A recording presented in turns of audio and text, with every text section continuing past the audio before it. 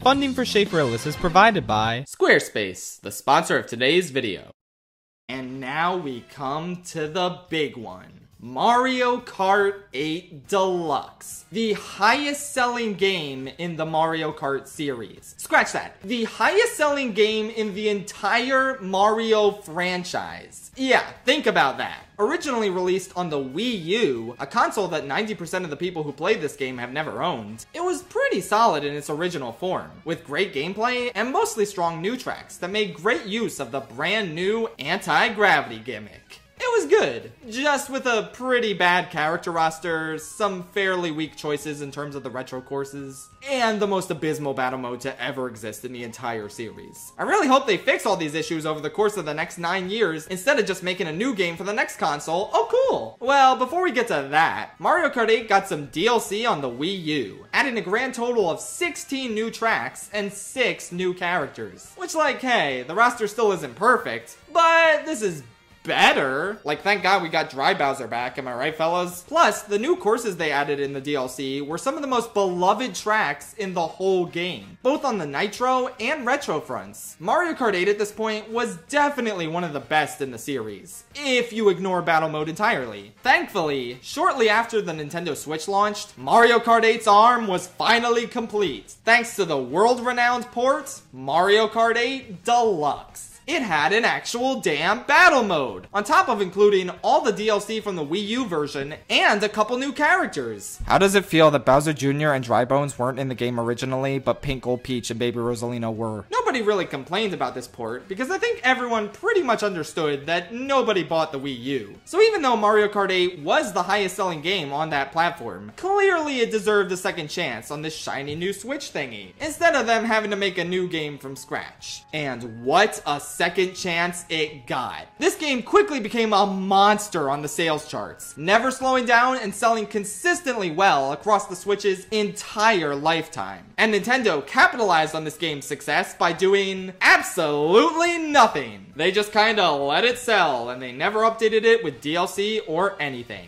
All as the fanbase slowly starved as we waited for any sort of new content. I mean, we used to get new Mario Karts once every 3 years, so this was quite the drought. Especially for those of us who had a Wii U and played this game there already. I guess we just had to wait until the next system for new Mario Kart content. Nope! Nintendo shocked all of us with the announcement of the Booster Course Pass. DLC that would effectively double the course count, which came 5 years after Mario Kart 8 Deluxe initially launched on Switch, and 8 years after its debut on the Wii U. What took them so long? Well, it quickly became evident to anyone with eyes that these new courses were slightly tweaked versions of the mobile game spin-off Mario Kart Tours tracks. That game had a lot of original courses that needed to be preserved since it wasn't going to stay online forever. And Nintendo figured the easiest way to do that would be to finally add new content to the best-selling game on Switch. See, if I was Nintendo, I would have added new content to that game because it was selling really well, and I would have done it like 5 years earlier, but, you know, whatever, you do you guys. Anyway, despite its initial mixed reception, owed largely in part to how much the new courses looked like ass compared to the original base game, the Booster Course Pass slowly won people over as it went on, delivering tons of absolute bangers in terms of retro remakes and brand new courses. They even finally gave this game the definitive Mario Kart character roster.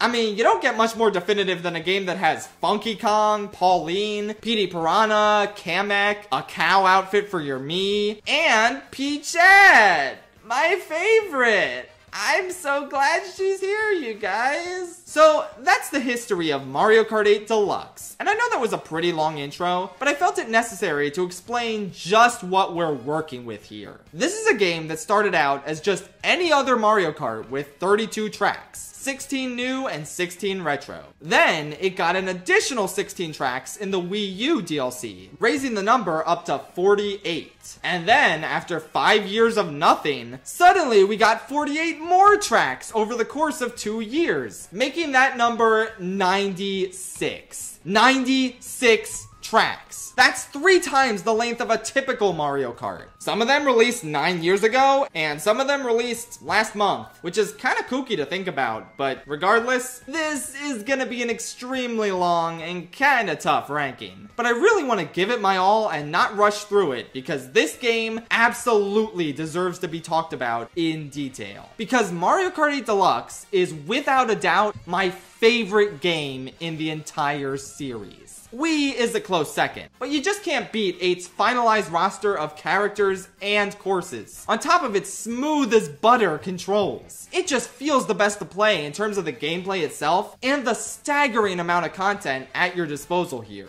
But with that said, its huge stack of courses isn't as consistent as, say, 7. There's a fair deal of garbage in this game from both the base version and the Booster Course Pass. So we'll have to deal with all that before we get to the great stuff. I would say let's jump in, but there's one other thing I want to explain about this video in particular. See, over the course of the past year, not only did I make a lot of Mario Kart videos, but I tuned into a lot of Mario Kart videos from other YouTubers. And for this last ranking, I thought it would be pretty cool to feature some of them and allow them to share their thoughts on some courses they really like or don't like. So I invited them on to do just that. Every now and then, I'm gonna grab one of these item boxes floating around my cave here, which will spin the roulette and land on a different YouTuber, who will then talk for about 30 seconds about why they like or don't like a course. The ranking itself is completely dictated by my opinion, and they don't know where I rank different courses. Hell, some of them have pretty different opinions to mine. But that's cool! I like when people have different opinions. It's pretty interesting. So, I hope you enjoy hearing what they have to say, and maybe check out their channels if you want to hear more from them.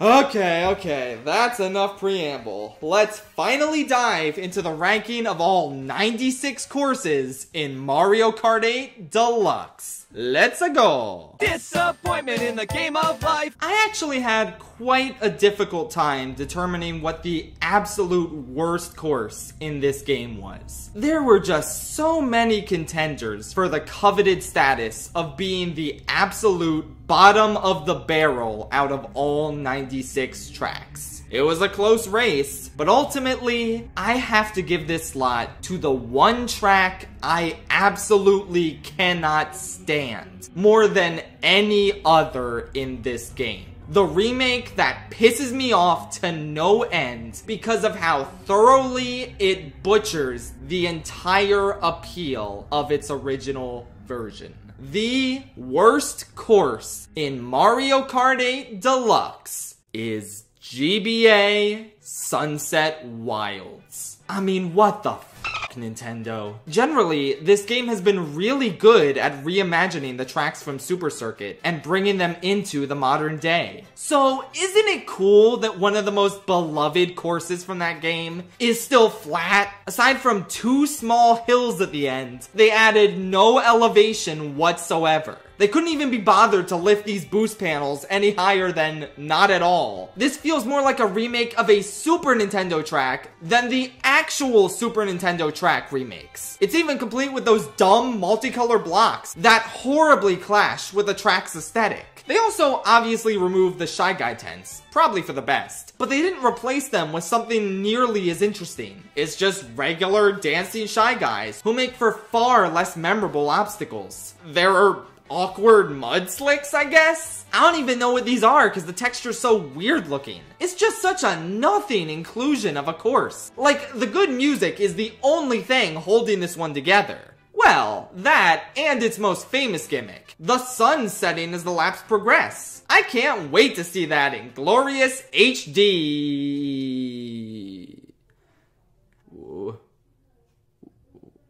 Where's the sunset?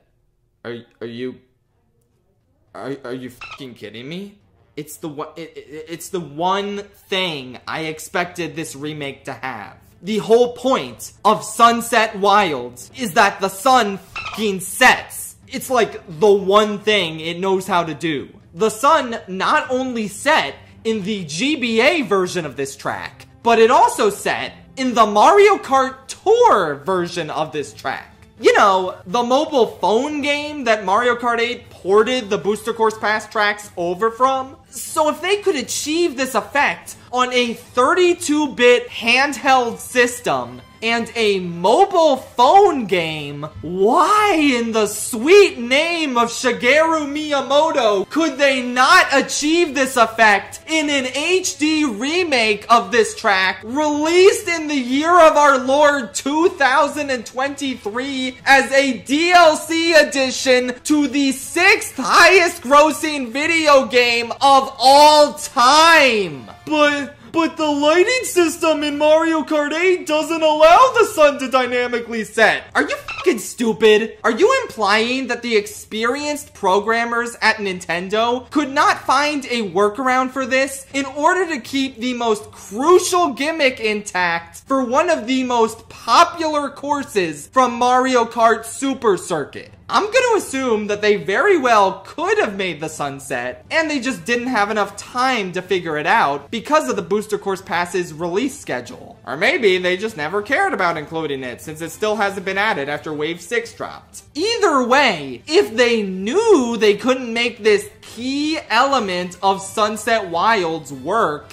then why the f did they decide to bring this course back? I would have sooner taken any other remake of any other course over this absolute bastardization of one of my favorite GBA tracks. I hate this remake more than words could possibly express, and I never elect to play on it under any circumstances. Unless, of course, I need to write up a detailed report of why this track is the absolute worst in all of Mario Kart 8 Deluxe. With that said, the music saves it from being F tier, so congrats for only being D tier, buddy! You did it! Good job! But don't just take my word for it. Why don't we grab an item box and see which YouTuber can help me drag Sunset Wild's name through the mud? Looks like it's GetMadz. GBA Sunset Wilds without the sunset? What next? Deep Cut without Big Man? Rhythm Heaven without Hubert? Crocs without the funny holes in them? So many people were hyping this track up to being a banger. So when it turns out to just be alright, and it's missing a crucial part of its identity, its perception goes from one of the best tracks stuck on the GBA to one of the best tracks stuck on the GBA! This is a deepfake! This track's perception is ruined for veterans and disappointing to newcomers. Just play Mario Kart Stadium instead. It's Toad Circuit! Yeah, woo! Finally! Toad Circuit! Yeah, baby! Toad Circuit sweep! 1 Toadillion tickets! Much like how Patrick gaslit me into liking Figure 8 Circuit, I am absolutely obsessed with Toad Circuit solely because my friends started gassing it up as an ironic joke. And we never really stopped doing that. But like, look at this majestic beast of a course. Don't you just adore the simple, incredibly boring layout, the untextured grass and worse looking toad balloon, the fact that it was selected over literally any other 3DS course since all of them are better except like Cheap Lagoon? If this was the literal first course of the Booster Course Pass, maybe it would have felt a tiny bit more acceptable. But since we always gotta start out with the city course, Toad Circuit gets to be course number 2. Isn't that cool? Do you guys love Toad Circuit as much as I do yet? Are you on my wavelength in terms of accepting this as the Lord and Savior of all of Mario Kart? Ain't you ever seen my train collection? Alright, but yeah, unchicanery for a second. This is maybe one of the most insulting picks in the entire Mario Kart series, and it pretty much became the poster child for the lack of effort Nintendo initially put into the Booster Course Pass. I feel like since they got it out of the way in Wave 1, it didn't really hit us as much as it should have how much of a wasted slot this is. There's very few tracks in this game I can call a wasted slot, but this one absolutely qualifies. The original was C tier for me, but I think the circumstances of this inclusion, coupled with the fact that every aspect of it looks worse than the 3DS version, makes it absolutely worthy of a D tier slot. Just terrible. One of the worst courses in the game. Except it's Toad Circuit, baby! I love Toad Circuit, Charlie! I love Toad Circuit! Actually, I do have an unironic compliment for it. I'm not really factoring how a course feels to play on 200cc into this, since that would make all of them really complicated to rank. But because of how simple this course is, it's actually a blast on 200cc. But like, so is Mario Kart Stadium, so who cares about Toad Circuit? Other than the fact that it's Toad Circuit, baby! So, obviously a ton of people have complained about the fact that so much of the Booster Course Pass has been taken up by Mario Kart Tour city courses. Even though it's abundantly clear that those city courses are the whole reason the Booster Course Pass exists in the first place. Look, Mario Kart Tour isn't going to stay online forever. Eventually, all of the brand new courses in this game were going to get lost to the ages, and putting them all in Mario Kart 8 was Nintendo's way of preserving them forever. This whole DLC was a city course laundering scheme. So as much as these courses typically don't live up to the fan favorites from real Mario Kart games, they pretty much all had to be here. And to their credit, I don't think any of them are awful. Except for Tokyo Blur. What the hell happened here? Don't these devs, live in Japan? You'd think they'd have the personal experience to not make this course the most boring and generic thing ever. I mean, it's just a road. Adding a couple of thwomps here and there doesn't make this any less basic and short. Laps 1 and 2 are barely different, and somehow 3 is the worst and most boring lap of all. This course has nothing in it to make it stand out, and it does a really poor job of representing how beautiful of a city Tokyo is. All in all, you can really tell that this was one of the first city courses they made for Tour. It sticks out in a really bad way compared to the other much more ambitious city tracks. He's back again, and he's back again. Oh my god, get out of here! I have no clue what they were thinking with this inclusion. Yeah, for the sake of fairness, I guess we gotta throw in some Super Nintendo tracks to keep all the 40-year-olds happy. But you could have picked any of the others that never came back. I hate the Vanilla Lakes with a burning passion, but the Tour remakes look a lot less terrible than the originals, so I'm mildly interested in playing them. Shaco Island 1, I like the little bumps in the original. Put the little bumps in Mario Kart 8. Or, you could have finally given us the triumphant return of Mario Circuit 4, which I really liked and would have much preferred since it's never been brought back before. But instead, it's Mario Circuit 3. Again.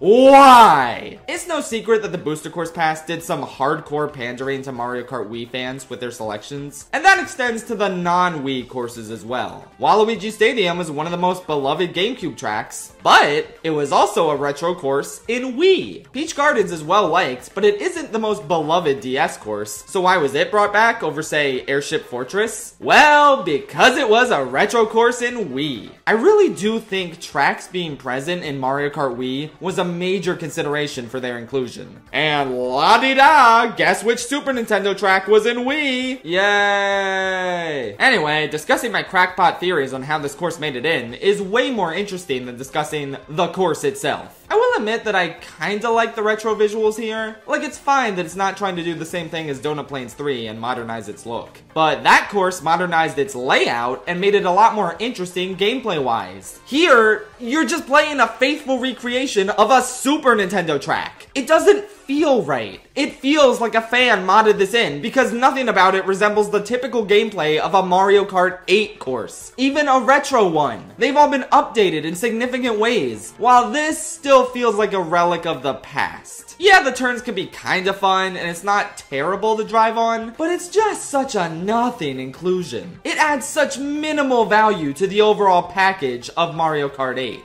I don't like it. I don't think it was a worthwhile inclusion on any level. Those are just my thoughts anyway. But what does Scott think? Mario Circuit 4, it's all about Mario Circuit 3, because it's always Mario Circuit 3, because it's been remade the most of any Mario circuit from Super Mario Kart, and for good reason. Just take a look at the difference between all the Mario circuits and tell me which one you'd pick to have remade. Keep in mind, none is a valid answer. The way this looks reeks of how retro tracks looked back in Mario Kart Wii. You can tell because this was a retro track in Mario Kart Wii. Back when they just weren't up to snuff with the quality of the new tracks. Well, at least the music is like 2% different. As for the track itself, you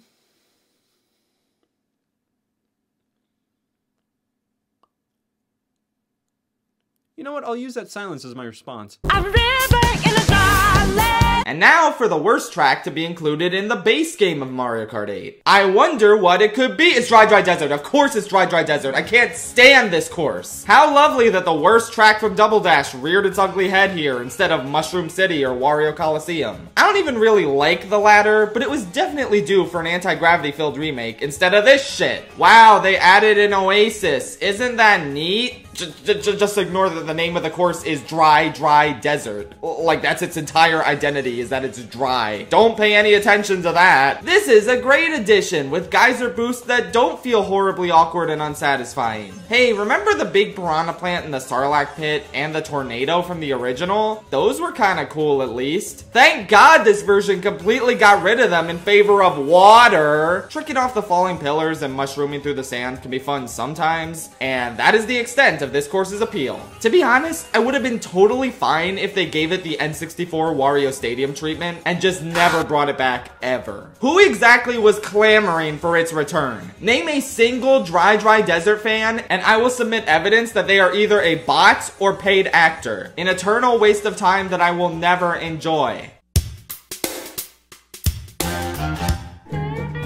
British? While Tokyo Blur is in a class all its own in terms of being an awful tour city course, there's quite a few that are just really bland and unspecial. And one of those happens to be the British one. Wow, I can't believe it. London Loop is just a bunch of roads, with nothing to break up the monotony that comes from driving on them. I mean, there's a drawbridge, that's kinda cute. And I mean cute, because this is a drawbridge for piss babies. You wanna see a real drawbridge? Boom, Delfino Square. A course that just wasn't good enough to put in this game. But thank God we got Mario Circuit 3, am I right, gamers? I don't even remember what segment this was for. Oh yeah, London Loop. I forgot because this course is so boring. Oh, but the chain chomps are a reference to the Queen's corgis. Yeah, that's great, but like, chain chomps are everywhere in this damn series. Who cares if they're in this course? Especially since it has no other obstacles aside from that.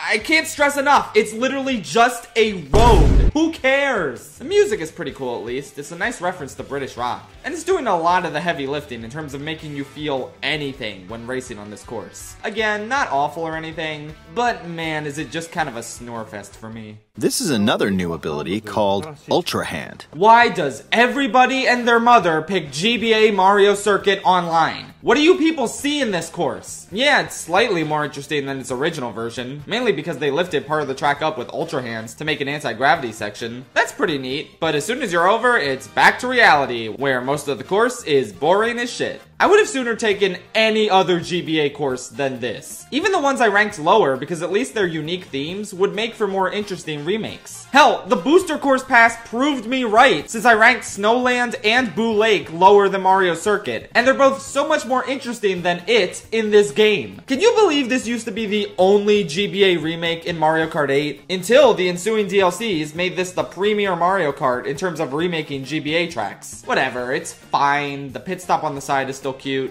but man, do I never want to play this course. Stop picking it online!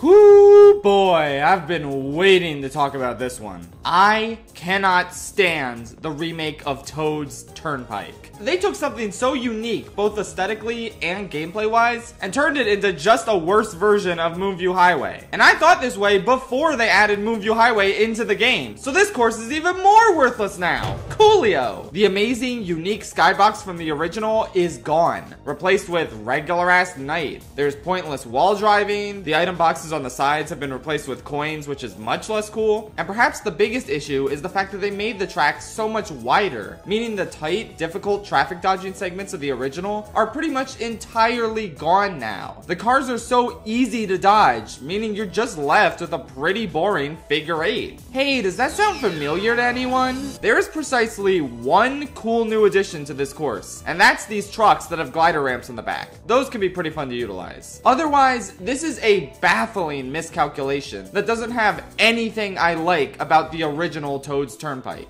Even the music, while fine, can't really be considered a legitimate upgrade from the original. I pretty much never want to play on this course, especially now that Moonview Highway is back. Finally, a real traffic dodging course. John, this toothbrush is bone dry. Like, you looked down and he said bone dry. Bone Dry Dunes is the near unanimous pick for the worst brand new course added to Mario Kart 8. And like, yeah, it's painfully unspecial. I think the color of the sand, at least, makes it look a lot nicer than Dry Desert. Plus, it has a slightly more interesting layout. But like, what's really going on here that makes you care at all? The piranha plants are bone piranha plants. There's a pointless anti-gravity path. The skull looks like Dry Bowser. There are dry bones as obstacles, even though in the Wii U version of Mario Kart 8, dry bones wasn't even playable yet. It's like, who cares? The theme is boring as sin, and the gameplay on this course is absolutely nothing special. It's not quite an awful course, just an incredibly mediocre one with no reason to play it. I have to assume that the brand new Wii U DLC courses that weren't themed around a certain series, like Dragon Driftway, Ice Ice Outpost, Super Bell Subway, or Wild Woods, were scrapped course ideas for the base game. So like, they prioritized the most boring course idea ever over all of these choices, which all ended up being much better tracks. Good choice, Nintendo. Glad to see you guys have your priorities in order. When do we get to the ride? This is the ride! Water Park is genuinely so frustrating to me. I mean, have you ever been to a water park? You know how fun some of those slides are? Now imagine a Mario Kart course based on one of those slides. You could have rushing water boosting you like in Big Blue, or half-pipe sections where the course takes a sharp turn. There are so many possibilities with this theme. So what did Mario Kart do with it? Here's a bland mushroom cup course where a bulk of the track is just one really dull turn. What? That's it? That's what you did with this theme? What a ripoff! A Star or Special Cup course based on a water park would have slayed. And they could have just made a Mushroom Cup course based on Dolphin Shoals. Why did that theme need the Star Cup treatment? Man, I'm actually kind of pissed off with how much missed potential there is with Water Park. It has a great amusement park aesthetic with absolutely none of the thrills. At least you can bonk your head against a Wario-themed Ferris wheel. That's kind of fun. Otherwise, yeah, this is nobody's favorite course for a reason. I'd rather play on that Waluigi seabed thing in the background. That looks sick as hell. Donut boy! Got a creamy filling. Graphically, this game's version of SNES Donut Plains 3 is pretty impressive. I mean, it looks gorgeous, from the grass to the puddles on the ground. Comparing this to how Mario Circuit 3 looks is just comical. With that said, yeah, it's still a remake of a Super Nintendo course, one that I didn't even like that much in its original version. I mean, the moles can't even latch onto your cart anymore. This is bullshit. I will give it points for having a pretty cool underwater shortcut. Pulling this off can be pretty sick. But overall, yeah, it's a Super Nintendo remake. I don't really know what you want from me here. So the only path to choose is Twisted! Twisted Mansion has always been a rather unpopular course. And yep, I can see why. It's a pretty generic ghost level. There really isn't anything here that you haven't seen before. It aesthetically borrows from Boston Building without any of the fan service that made that course stand out. The split twisty roads at the beginning just feel like wee Bowser's Castle again. There's a cute shortcut through this library. But after that, we find out that a large portion of this course is underwater for some reason. And that's it. There's nothing interesting going on throughout this entire middle chunk. You're just supposed to be impressed that they haven't called the plumbing department in weeks. Then after a kinda nifty split path gliding section and some kinda cool statue obstacles with hammers, that's it. There's not much functionally wrong with this track, but it's just so forgettable and bland. Has its moments, but I could genuinely go the rest of my life without playing it again. You told me LA was a tar pit. Los Angeles Laps. Now, despite living in America, I've never actually been to LA because the west coast of this country might as well be a different continent from the east coast. I'm a Pennsylvania boy, which is like one state away from New York. So I have many more opinions on how New York Minute represents its city than LA. But like, I know there's some cool stuff in LA. The Griffith Observatory, the Hollywood sign, the Walk of Fame. I wonder what this course adapted. Oh, oil fields. I guess LA really is a tar pit, huh? Aside from this incredibly bizarre choice for your city track, the rest of this course is honestly forgettable and not all that fun. It really feels like there's more interesting things you could have done than beach and palm trees. The baseball stadium you fly through is cute, but like, how many damn sports stadiums are we gonna have in these courses? It's really not that special of an idea. Overall, just kinda bland, even by city course standards. Without acid come from Germany, everybody would be lost. I think one of of the biggest problems with the city courses as a whole is that the ones they picked were just way too Eurocentric. Like, North America got 3, Asia got 3, Australia got 1, South America and Africa got absolutely nothing, and then there's Europe with a whopping 7 of them. Hello? Rio and Cairo got shafted for boring, samey European streets? I feel like putting aside their track design, all you really needed in terms of representing Europe was London, Paris, and Athens. The big 3 with enough aesthetical differences to stand out from the others. Like, I'm sorry to my German fans, but we really did not need Berlin byways. Cute music and all, but mainly it's just road. Like, the entire second lap is just road, with no real interesting attractions. I think they knew they had to spice this one up however they could, since this is the only city track they added ongoing traffic to. I mean, it's a better traffic course than Toad's Turnpike, but how much is that really saying? This course's only real notable attribute is the fact that it has the Berlin Wall, indicating that communism and the fall of it exists within the Mario universe. Neat, I guess. It's also kinda neat how this is the only course in all of Mario Kart to have womps in it. I had to do a double take when I read that fact. Surely there's been another one, but nope. This is the only time there's ever been womps. So thank you Berlin Byways for adding womps and communism to Mario Kart. Unfortunately, you're still very boring otherwise. I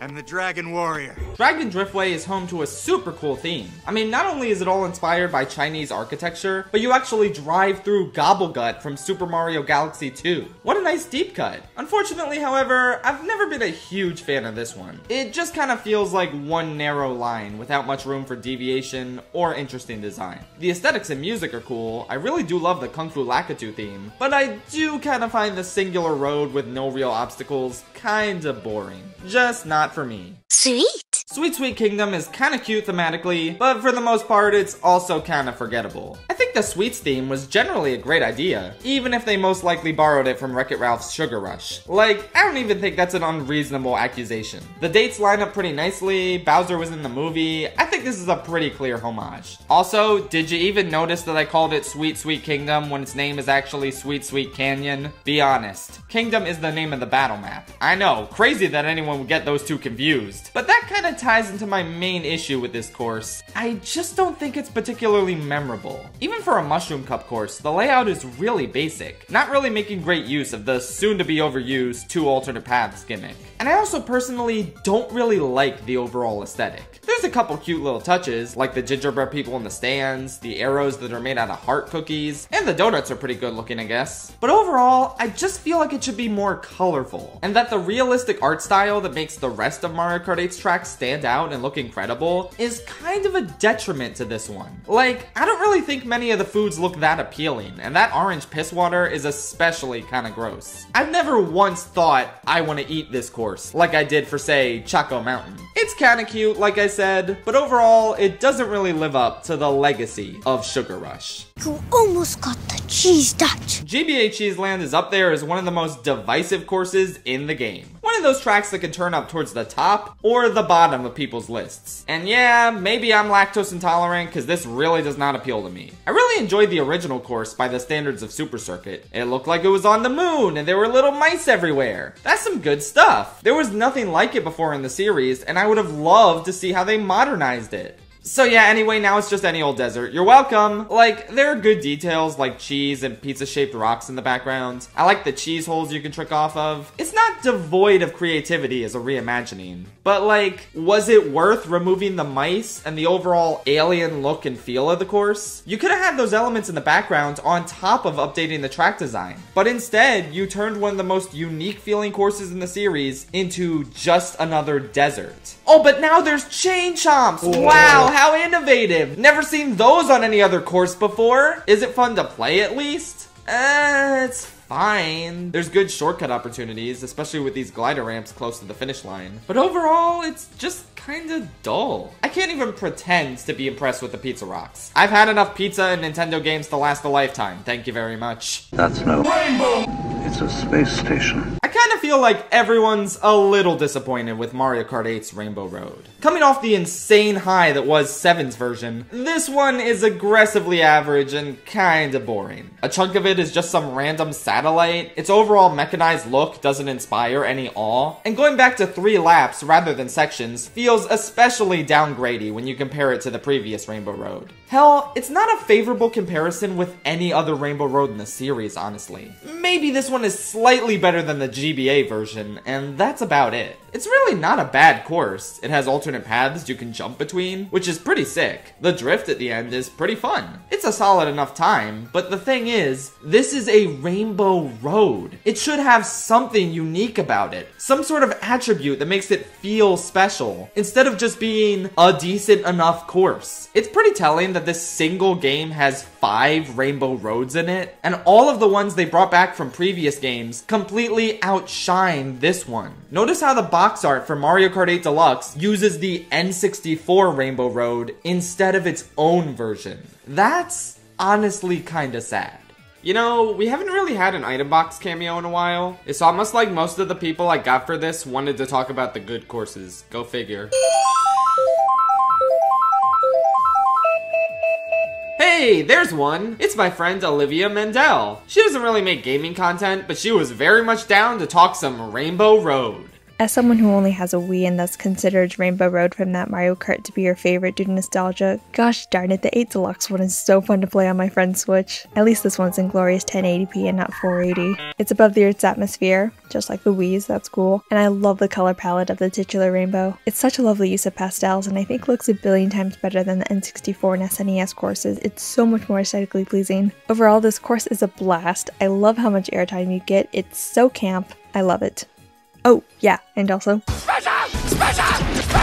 So, I asked everyone for cameos before Wave 6 dropped, hence why Olivia didn't talk about Wii Rainbow Road. So, Olivia, now that the Wii version of Rainbow Road is back, how do you feel about the 8 version? Oh. Huh.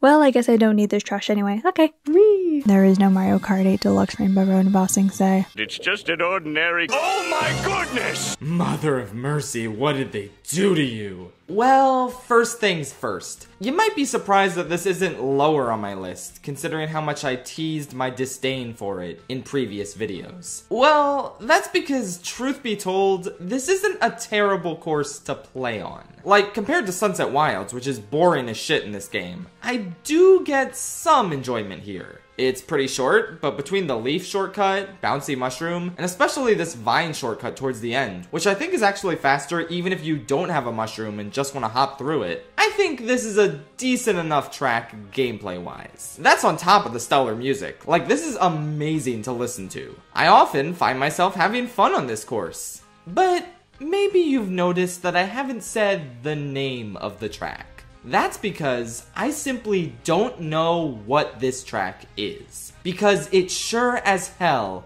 is not Sky Garden. Like, this isn't me being pedantic or anything. Look at the minimaps for both of these courses. Now look at the aesthetics. I'm sorry, but if you radically change both the layout and the look of a course, then it's not the same course. So what if the general theme and music is the same? That doesn't make it Sky Garden. This course would have been perfectly fine if they had just called it Sky Garden 2.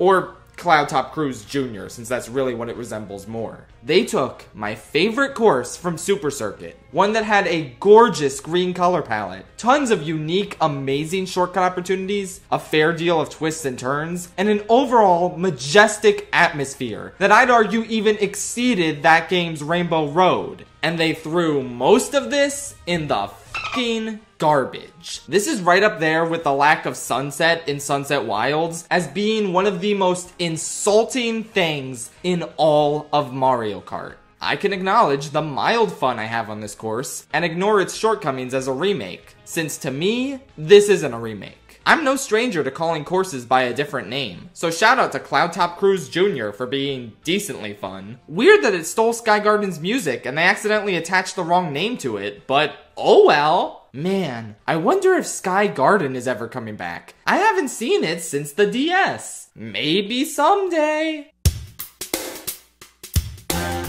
Watch for rolling rocks in 0.5 A presses. Rock Mountain. It's the exact same as the 3DS version, except way worse visually, and gliding is a little bit stiffer in this game as a whole, meaning the gliding sections aren't as fun. So, yeah, kinda not a great remake. Other than those downgrades, it's the same decent course as before, and I like how the mountain is anti-gravity now, so you can string together more boosts than before. But overall, kind of a net negative. I seriously can't think of a good reason why this was chosen for the Booster Course Pass, outside of there being a Rock Cup. So we gotta have Rock Mountain in it, right? We just gotta. Look, I think the ship of putting courses that make sense solely because of their title into Mario Kart 8 sailed when they refused to bring over the banger untouchable masterpiece, Figure 8 Circuit. This just kind of feels like a wasted 3DS slot that could have gone to Wario Shipyard or one of the Woohoo Island courses. But at least it's not Toad Circuit, I guess. Whatever, tons of people are glad it's back, so if you're one of them, I'm happy for you. Or if you hate its visuals now, sorry that happens.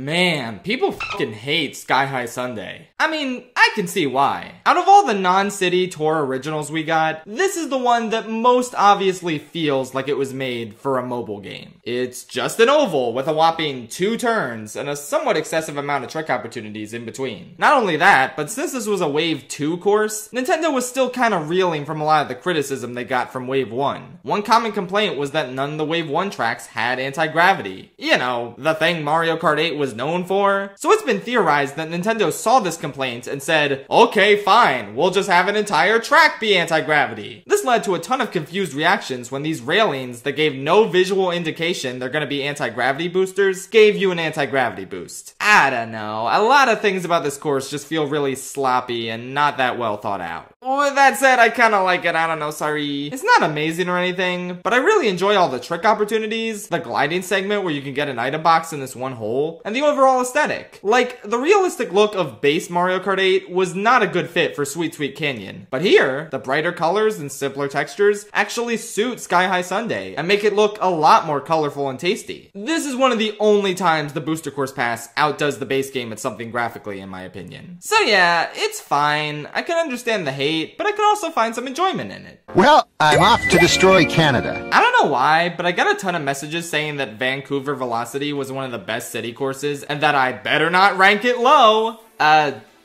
Okay. I don't exactly know what you all see in this one, but B tier isn't low, right? We can all agree on that? It's a pretty solid track with some fun elements that add variety to it. Like, I enjoy this anti-gravity bridge portion, and the ice rink is nice as well. Yeah, I'm generally tired of there being so many sports stadiums on so many of these courses, but this is a very unique looking one, and you kinda have to have hockey represented for a Canada course. But like, I'm sorry, aside from those elements, nothing about this one stands out. It's decent enough, but the second and third laps really kind of blend together for me and have nothing unique about them aside from the hockey rink. I just don't know if I see the vision here, guys. I prefer it over some of the other city courses, but it really doesn't stick out that much for me to call it one of Tour's greatest tracks. Who invited that kid? Oh, DS Mario Circuit. Possibly one of the most controversial choices for the Booster Course Pass. Everyone following the data mines knew that we were only getting one more DS course in Wave 4. So naturally, it was gonna be Airship Fortress or Boston Building, right? Yeah, no, here's a regular-ass Mario Circuit. The game didn't have enough of those. I feel like they did this because this course, along with Shroom Ridge, were some of the only tracks that never got included as a retro course in a previous Mario Kart game. But like, Mario Kart Wii got popular fan favorites and tracks that never came back. They really just gave us Waluigi Pinball and Peach Gardens and said, okay, that's enough fan favorites for today. So we're stuck with a lame-ass Mario Circuit. But to be honest, maybe that's a bit unfair to say. If you ignore the circumstances of its release, it's actually pretty decent. Unique fire-spitting piranha plants and a completely new forest area with a wiggler on the third lap. Plus, as for the graphics, it could have looked worse. I actually kind of like it for what it is. One of the better and more interesting Mario circuits out there. Ooh, look at that. It's item time again. Who do we got? It's Albert Boris. Hey everyone, I'm Albert Boris.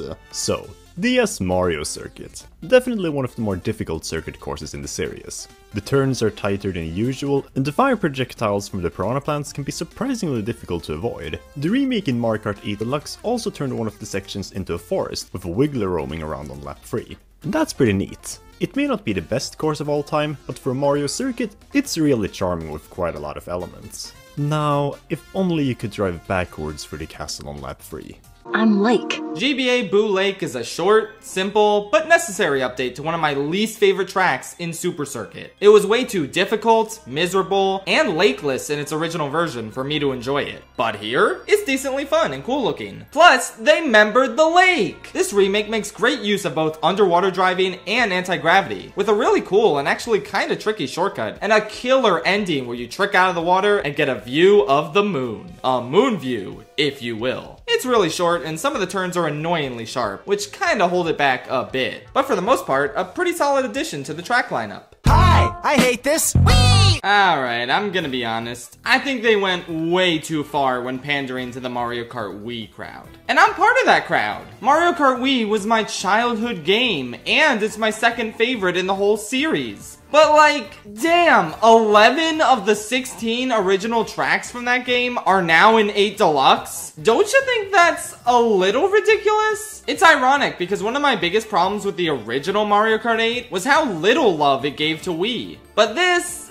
is too much. I think 8 or 9 courses would have been a perfectly fine number because 11 just makes me feel overstuffed. I mean, maybe if one of those 11 was Toad's Factory, that would have been a different story. But instead, we got Daisy Circuit for some reason. I genuinely have no idea why, but hey, I love Daisy Circuit. I said it was probably my favorite circuit course in the whole series back in my Wii ranking. I'm down to play on it again, and... It's kinda whatever. Like, it's a good, solid course, but something about it is just not hitting the same. But how can that be? It's very similar gameplay-wise. They added a few ramps and boosts, plus a glider section in that one shortcut. By all accounts, I should love this remake just as much as the original. What's missing? I hate to say it, but I really think it's just the skybox. The Wii version of Daisy Circuit has one of my favorite skyboxes in all of Mario Kart. A truly amazing orange sunset that casts a gorgeous vibe over the entire race. It's an absolute delight, and this new one makes Daisy Circuit feel like just any other course. I don't know, I'm really struggling. I'm racking my brain trying to come up with any other reason why I don't like this new version as much. I really think it boils down to being bored with the presentation here compared to the original. It's still a good course, but man, I think the Booster Course Pass taught us all a valuable lesson. If you remove the sunset from a course, I'm not gonna like it nearly as much. This isn't the most butchered Wii track in this game, but other Wii remakes are based on courses that were stronger originally. Thus, their worse remakes do rank a bit higher. So ultimately, Daisy Circuit is that step too far for me when it comes to the Wii representation. I'm sorry guys, it really didn't need to be here soaking up all the riches of this game while Mario Kart DS fan favorites bleed out in the street. Sorry for being shallow and only judging Daisy Circuit's worth based on looks, I guess. The most successful Christmas was today. I really wish Merry Mountain could have been a slam dunk, considering just how good the theme is. I mean, it's Crimbus! Aesthetically, this course is amazing, with candles, presents, candy canes, snow, a train? Hello, base department? Even the road right here at the starting line, like that is a great looking texture that really evokes Christmassy vibes. The first half of the course also plays great, with this alternate train track path being a fun touch. It's a truly magical experience. Until you get to the mountain part of this Merry Mountain. This is, kinda lame. There really isn't anything going on with the second half of this course, especially not on this descent. Wow, a glider on the second and third lap. We couldn't have had that on the first lap, don't get crazy now. It's so frustrating how this course just fizzles out into nothing by the end. Like, just put some snowmen or penguins here or something. On top of that, it's a dreaded oval shape. And while it's more varied than Sky High Sundae, it definitely could have been a lot more ambitious, considering the standards of some of the other non-city tour courses. Finally, this is just a nitpick, but why is that half pipe there? Who in their right mind is gonna use that instead of just drifting around this corner? Yeah, have fun falling behind, Merry Mountain half pipe enjoyers. Oh well, still a decent course, but the theme definitely carries it hard. You know what though? Maybe I'm missing something. If only someone were here to teach me about the true meaning of Merry Mountain.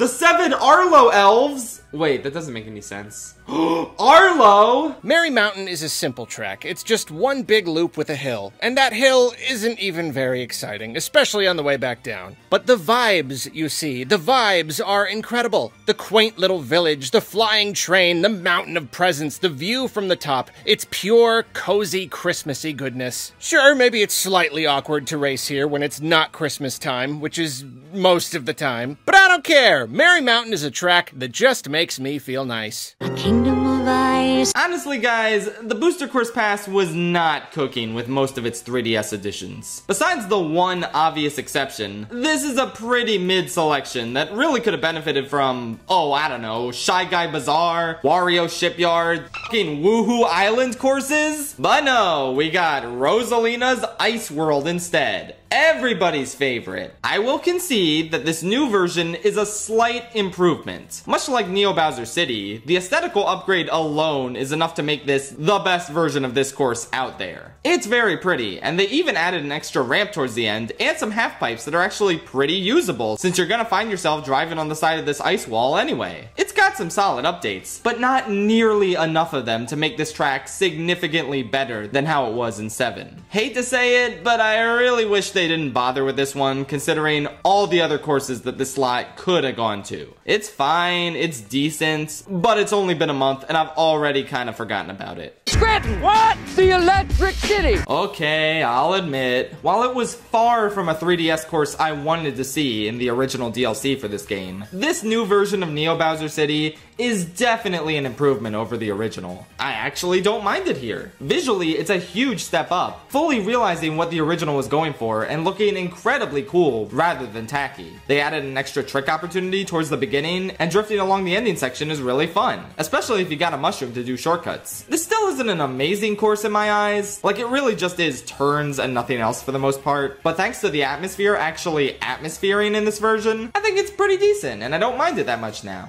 We should probably hear from a bigger Neo Bowser City enjoyer than me though. Like... GWallPro. If you don't like Neo Bowser City, then I'm sorry, but you're just not good at Mario Kart. Well, I said it.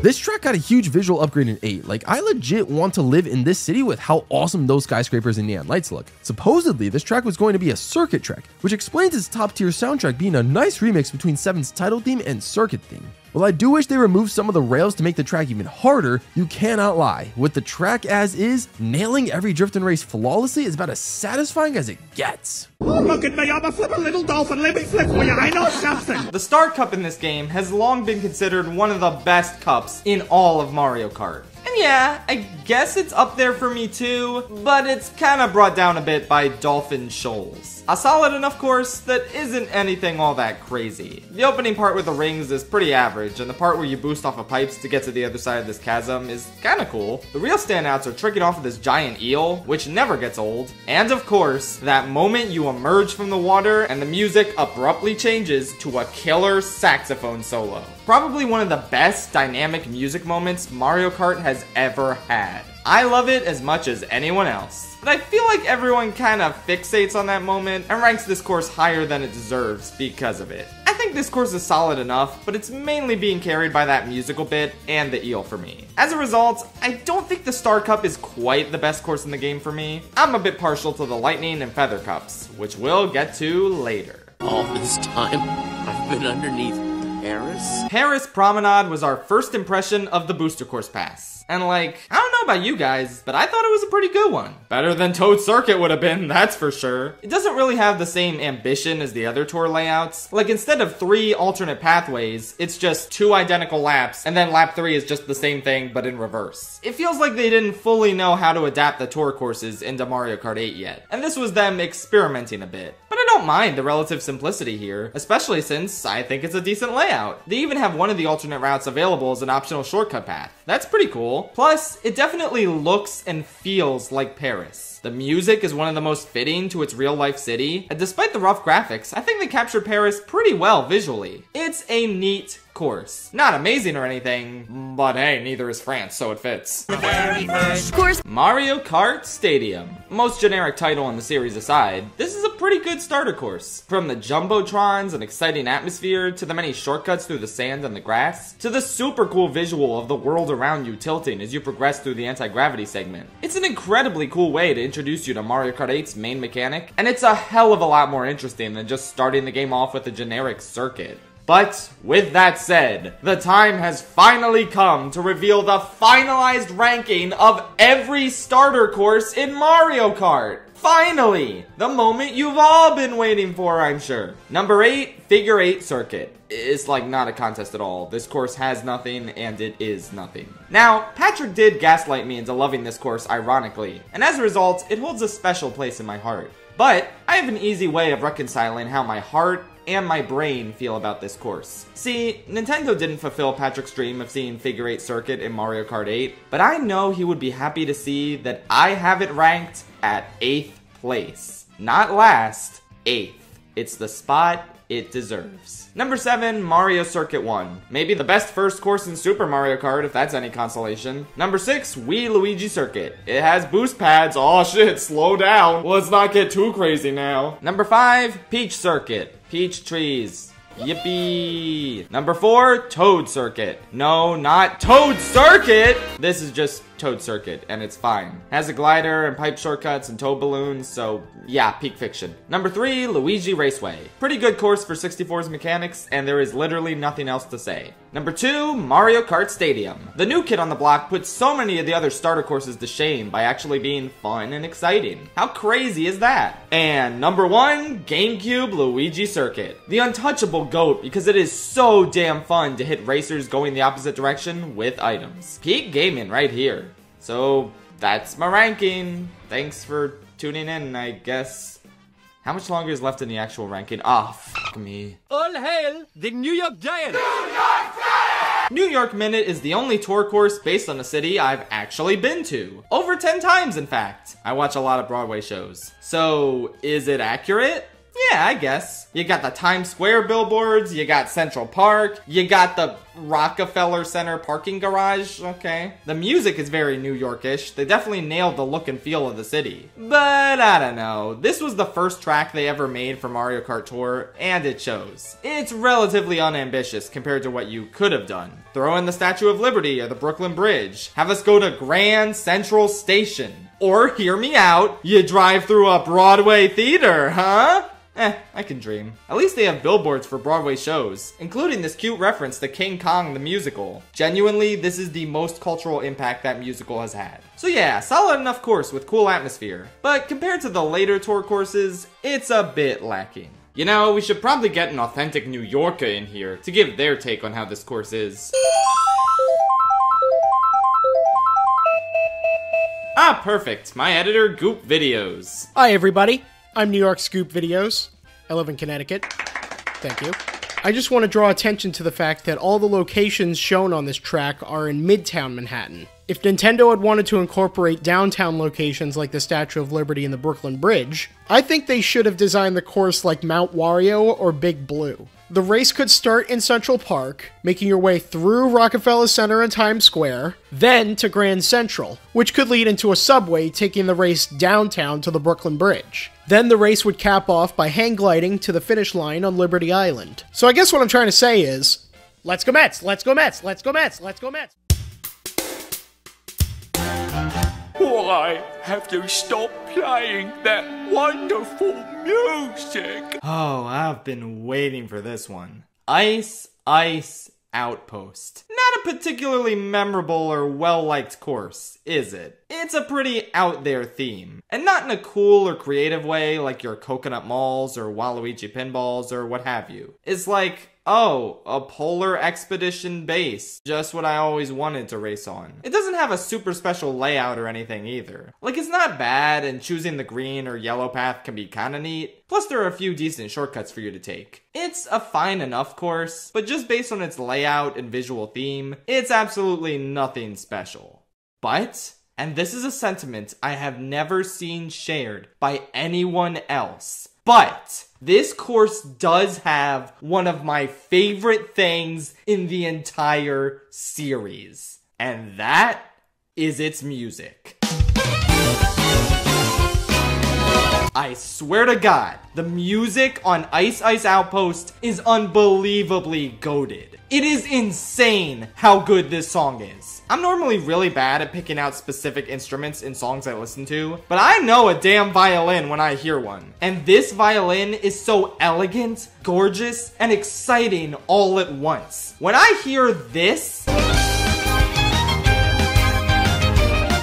I am uplifted to the heavens for a brief moment. It's so amazing. It actually reminds me of this one bit from the score of the Stampede scene in Lion King. And I think it goes without saying that if you're reminding me of the Lion King score, then you made some damn good music. I love playing on this course just to hear its song. But with that said, I really do wish the course itself was more worthy of its S-tier music. It just kind of feels like a waste to use a song this amazing on an ice outpost. Oh well, this course gets to rank higher than it deserves because of it, and I get to listen to this song in Smash, since Ultimate didn't have any new Mario Kart songs to add other than the Wii U DLC music. Everybody wins! Please, if you're a fellow Ice Ice Outpost music connoisseur, let me know in the comments. It feels like I'm the only person obsessed with this song. I need to know if there are others out there. It's X. Honestly, this game's version of N64 Yoshi Valley was one of the trickiest to talk about for me. On the one hand, it fixes my biggest issue with the original track, since not only is it a lot easier to not fall off the edge, but if you do, Lakitu doesn't take 2 to 3 business days to rescue you and put you back on course. You can also see what place you're in at all times now. It's amazing how far technology has come. Despite all these improvements, however, I feel like this remake is brought down by one simple fact. The bridge path on the left is very clearly the best one to take, to the point where most of the other alternate paths are kinda useless, thus defeating the purpose of the course's gimmick. I don't know if the bridge was the clear best path on the N64, but even if it was, it's not necessarily the one you want to take all the time, since it's a lot trickier to stay on. There's a risk-reward factor there. Here, the course being less frustrating and easier to stay on is also kind of its downfall, since there's nothing really discouraging you from taking the fastest route every time.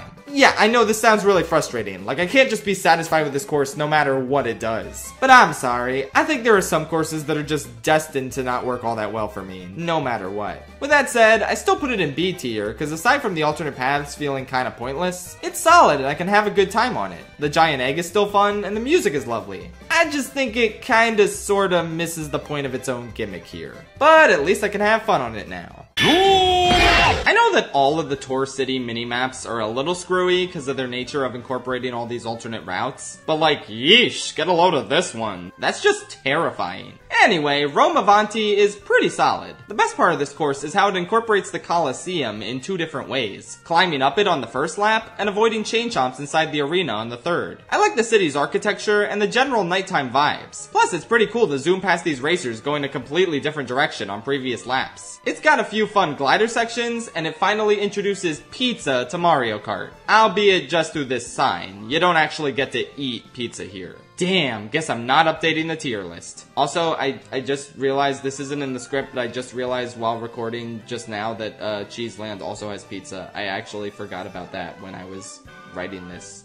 Sorry Cheeseland fans, I just find this remake so forgettable. I'm sorry. Anyway, this is a decent mix of Athens' classical architecture and the modern city designs seen elsewhere in the track list. Not a great course, but a pretty good one. Man, I spent hours of my life stomping. Don't dare finish that sentence. Don't do it. Oh, Koopa Cape, honey, what did they do to you? I don't like this remake. The original is so damn good that this version still ranks fairly high. But for the most part, they neutered so much of what I love about this track. It got hit with the ugly ray, sure, but that's not as depressing as how much worse it feels to play now. Like, they significantly shrank the middle portion down, and it just doesn't feel as satisfying to drive through. That's on top of them once again giving us an inferior underwater section to the Wii version. Why does this need to be anti-gravity with a half pipe? What was so wrong with electric spinning obstacles in a closed glass tube with unique mellow music and gorgeous aesthetics? It's just wrong. Everything here is so much more wrong than any other Wii remake in this game. This feels like a smartphone version of Koopa Cape, which it literally is, but a lot of the other Booster Course Pass tracks have been really good at hiding that. This one though, it's oversimplified and barely captures the original course's magic. I mean, how does the Wii version look better in every way? That doesn't make sense. With that said, yeah, it's still kind of fun, I guess, because it's still Koopa Cape. It wasn't quite given the Sky Garden treatment, so yippee! Park? Riverside Park is a pretty solid update to a really good course from Super Circuit. I like how instead of adding in generic obstacles like regular piranha plants or chain chomps, they decided to throw in patuis that drop items when you hit them. That's pretty neat. On top of that, it looks good graphically, has great music, the turns are pretty fun, and this last turn now taking place in a cave that leads to you bursting out of a waterfall, that's a pretty neat addition. I really like it. Not the craziest GBA update out there, but a pretty good one. The shape of a Mobius strip. The latest iteration of Mario Circuit that we've been stuck with for 9 years is a pretty good one. Where does it rank among all the Mario circuits? Don't know, don't care. I'm not doing a ranking of those. But yeah, this one is good. Basically, the developer saying, what if Figure 8 Circuit was a real course? There's Goomba towers, ramps, shortcut opportunities through these sandy bits, and it makes neat use of anti-gravity, even if you're probably going too fast to even realize you're upside down. It was also a stage in Smash Bros.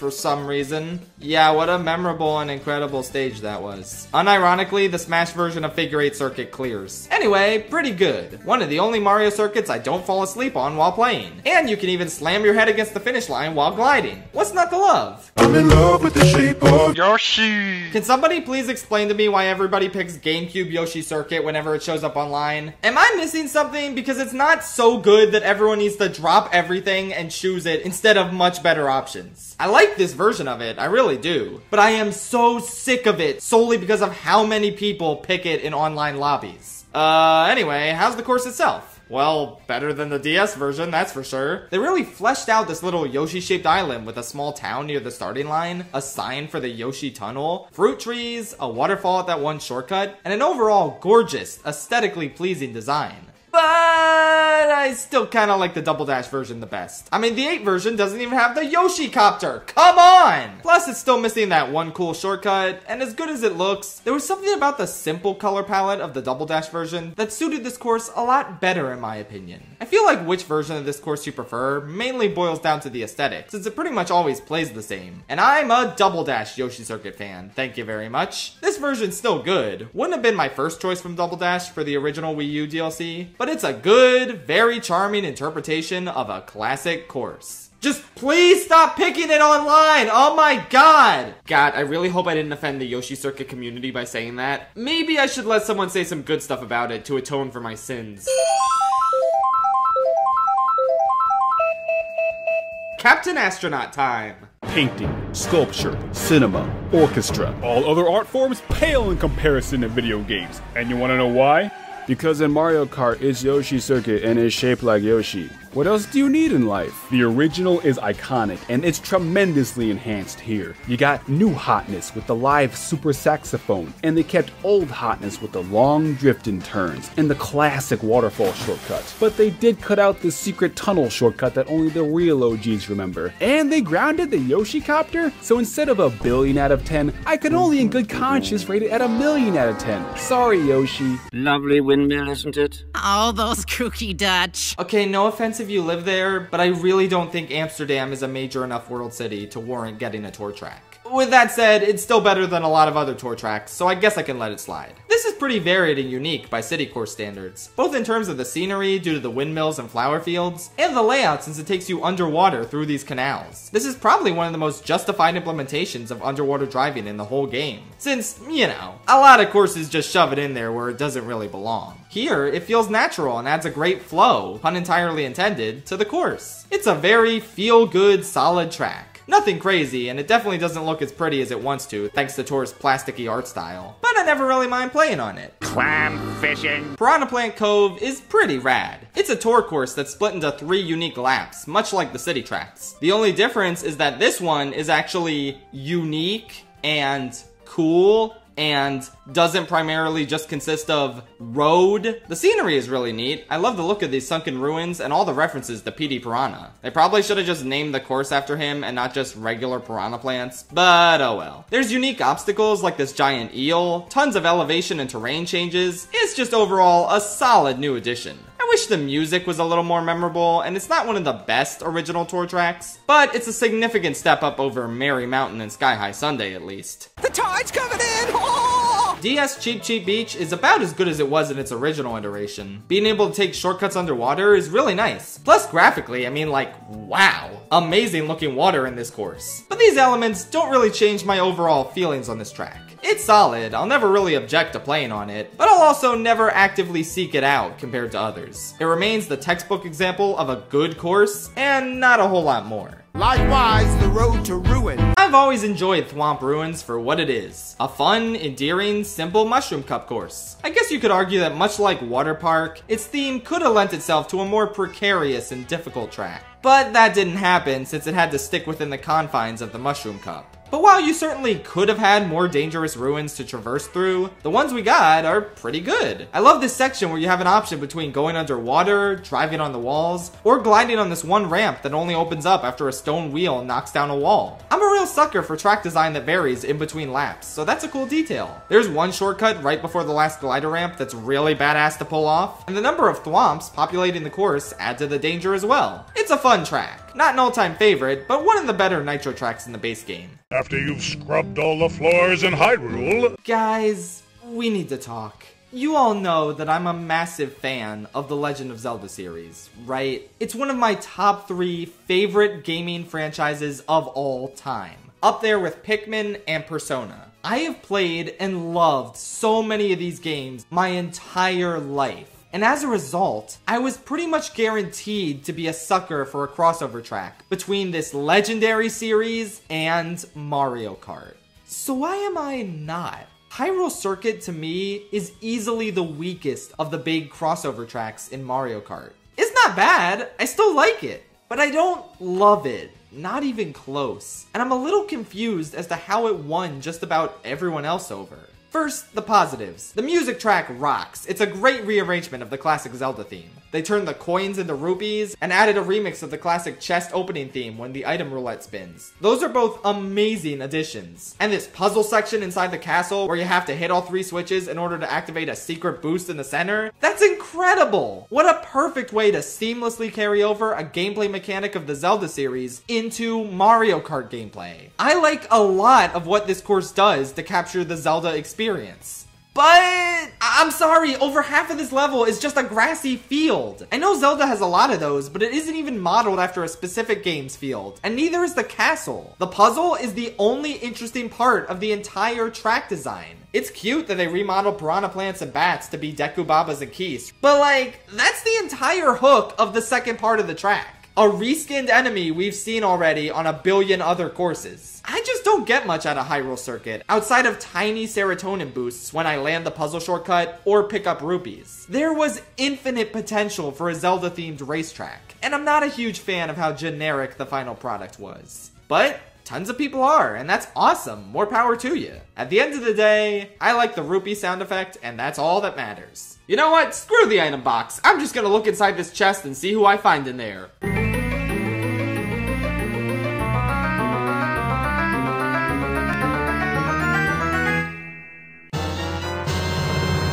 It's Swiftjar! Hyrule Circuit, based on the Legend of Zelda series, is a true treat for Zelda fans. It takes you through Hyrule Castle, where you can collect rupees as coins, and you even get to touch the Master Sword as a shortcut. This track immerses you in the Zelda world, with Deku Babas and keys to dodge, along with some very familiar sound effects from the Zelda series. There are also numerous hidden Zelda details in the course as well, and if that doesn't immerse you in the Zelda universe, the music definitely will. I just simply love this course. Look, I'm Woody! Howdy, howdy, howdy. Wild Woods is a very pretty and charming track. It's got lovely scenery that reminds me a lot of Napon Village from Xenoblade Chronicles, or the fucking Ewok village from Return of the Jedi, that too. There's good gameplay variety between the bridges, boost lily pads that move back and forth, and this awesome rushing water part. Was this too much to ask for a water park? It's a good course. Not an absolute favorite for me like it seems to be for a lot of other people though. It feels like it's over really quickly for me, and there's not a ton that stands out about it gameplay wise. But it's always just a good time, and I'm never unhappy playing on it. Seriously though, there are a ton of people who have this as one of their favorite courses, so I'd very much love to feature someone who has that opinion.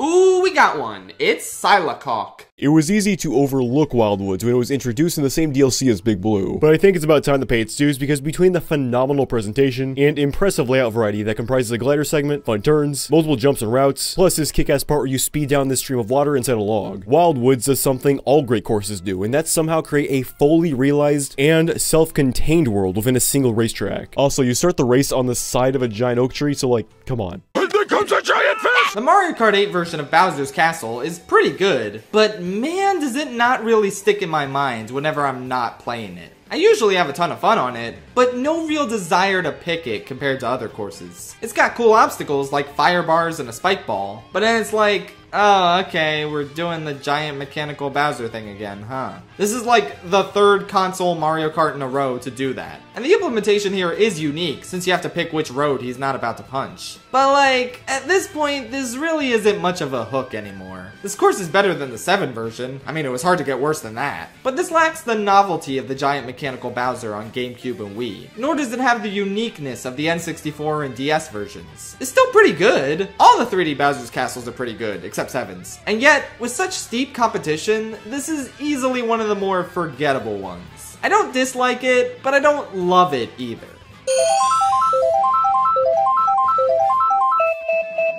Three item boxes in a row? Where were you guys earlier when I was talking about Bone Dry Dunes? Never mind, stupid question. It's YINSED. He's another friend and editor who doesn't talk gaming a lot, but man was he down to talk some Bowser's Castle. Peaches, peaches, peaches, peaches. Oh, hi. So Mario Kart 8's version of Bowser's Castle would have to be my personal favorite iteration of the track. In my opinion, it's comparatively easier to come back from falling off edges in the game, so a lot of the obstacles like the falling boulders and giant Bowser allow for a welcome skill-based challenge. They all naturally fit with the atmosphere and add to the stunning design of the castle's interior. And the music is the cherry on top. Like, I have no doubt this is the kind of stuff that Bowser would listen to. Or maybe it would be blues according to the Mario movie, but that's not important. Wait, what's going on? Whoa, whoa! Why are there so many rainbows? SNES Rainbow Road, a course that actually deserves to be in 5 Mario Kart games, unlike some tracks I know. This version always stuck out to me as one of the prettiest looking courses in the base game. I adore the road itself and the reflections on the mountains in the background. The layout and plethora of ramps are satisfying, but the real star of the show here is the shockwaves you can trick off of, courtesy of the Thwomps. These shockwaves are so much more satisfying than the ones in Mario Kart 7's version. They really make this 30-year-old course feel so much more dynamic and exciting. All in all, a really good Rainbow Road and the second worst in the game. Imagine that. Excitebike Arena is the developers realizing, oh yeah, F-Zero isn't the only other racing franchise we own. Let's plop in a tribute to that one NES game where you just go over a bunch of ramps the whole time. This is a fairly divisive course since a lot of people prefer when Mario Kart tracks have good turns and aren't just, you know, fucking ovals. But to me, it's all in the execution. And I always have a blast performing trick after trick. Like, it really is exhilarating. It's especially amazing on 200cc with how far you fly, but we're not factoring that into the ranking. Even so, it's a simple but pretty fun one. The layouts are even randomly generated each race to keep things fresh, which is pretty cool. Nothing too crazy, but I like it a lot. How many of you are furious that I didn't rank this one dead last? Be honest. I am very much a spreader of the Excitebike Arena agenda.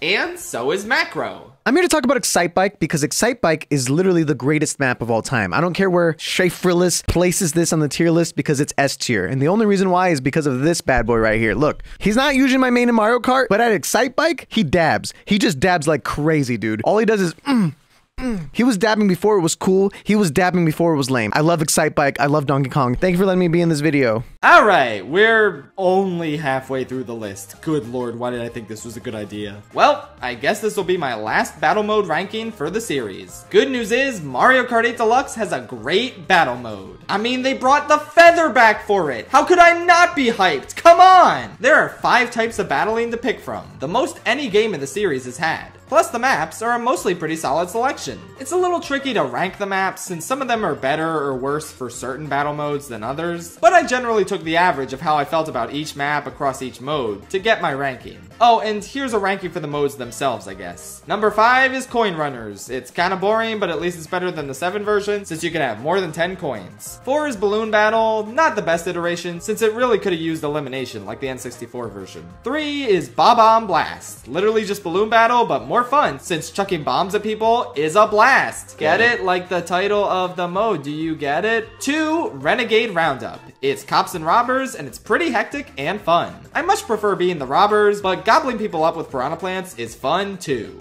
And number 1, Shine Thief. Nothing compares to the sheer chaos of trying to hold on to this shine sprite, as everyone on the map tries to hunt you down like you're John Wick or something. If you've never played this mode, you need to give it a try. But on which maps, you may ask? Well, here's my ranking. Number 8 is Lunar Colony. Honestly, the only map I don't really like, and my least favorite across every mode. These craters can be really annoying obstacles when you're trying to hit people with items, and the layout itself is kinda cramped and not that cohesive. Number 7, Battle Stadium. This one's okay, but the entire anti-gravity middle section is kinda useless, and I never really go on there. It's just way too big for my tastes overall. Number 6, GameCube Luigi's Mansion. Already we're getting into some really good maps. This one is also a little too big for my tastes, but it has a lot of variety and can be pretty fun, especially in Shine Thief with all the twisted corridors, and Bomb Blast where you can just snipe people from the roof. I'm glad this one came back, even though they probably just reused a lot of the assets from Twisted Mansion. Still, it's better than Twisted Mansion, so that's cool. Also, does this map remind anyone else of Boston Building, or is it just me? Number 5, Sweet Sweet Kingdom. Speaking of being better than a race course it's based on, Sweet Sweet Kingdom is better than the race course it's based on. It's more visually distinct and tasty looking. Plus, it's a tightly packed arena with a lot of obstacles to hide behind, and some layers to use in order to get people off your tail. Number 4, Urchin Underpass. It's the Splatoon battle map, which Nintendo refuses to actually bring back in the Splatoon series. Hey, it's on the Switch already, so we don't need to put it in Splatoon 2 or 3. Can't argue with that, I guess. It's not the easiest to maneuver through, which holds it back a bit, but it's still a pretty fun one that I enjoy in just about any mode. Plus, it has unique coins and sound effects reminiscent of Splatoon. Neat! Number 3, Dragon Palace. I'm telling ya, they just made it a habit of picking the most mid race courses and making banger battle maps out of them. This course is really something special. From the windows you can smash out of, to the fact that everyone starts outside in Shine Thief while the Shine Sprite is inside, making for a memorable and fun mad dash, to the fact that there are 3 jail cells in Renegade Roundup, with the top floor being pretty difficult to get to. It's just a very memorable course in every mode you play it on, and I'd be very happy to see it come back in a future Mario Kart game. Number 2, Woohoo Town. I love Woohoo Island so much, and I'm so glad it at least got represented in this game through the battle map. It looks so glorious in HD, and the sheer abundance of routes through this town suit basically every mode to a T. My friends and I invented a special game on the newly opened up basketball court, where 2 of us grab a feather, drive to opposite sides of the court, and basically have a jousting match where we both try and use our feather to steal each other's balloons. It's really fun. I would highly recommend it. And number 1 is SNES Battle Course 1. I never in a million years would have expected that going into this game. But somehow, a Super Nintendo remake is the clear victor in every respect. This map is the perfect size, with the perfect amount of alternate pathways. Plus, you can use the feather to great effect here and jump over these walls. In Shine Thief, you can drive on the walls themselves, which is a great tactic. In Renegade Roundup, there's only 1 jail cell in the very center. This is the only map to do that, and it makes for such a unique gameplay experience with completely different strategies to the other maps. But my personal favorite thing about this one is the glider ramp. It's the only battle course to have one, and playing this mode in Bomb Blast, where you can gather 10 bombs, head over to the glider ramp, and then drop them all on unsuspecting players you fly over, is my absolute favorite experience in this entire battle mode. Again, it's so shocking how good this course is at basically everything. But yeah, SNES Battle Course 1 is my favorite map in Mario Kart 8 Deluxe. Well, that's the entire battle mode in this game talked about. What?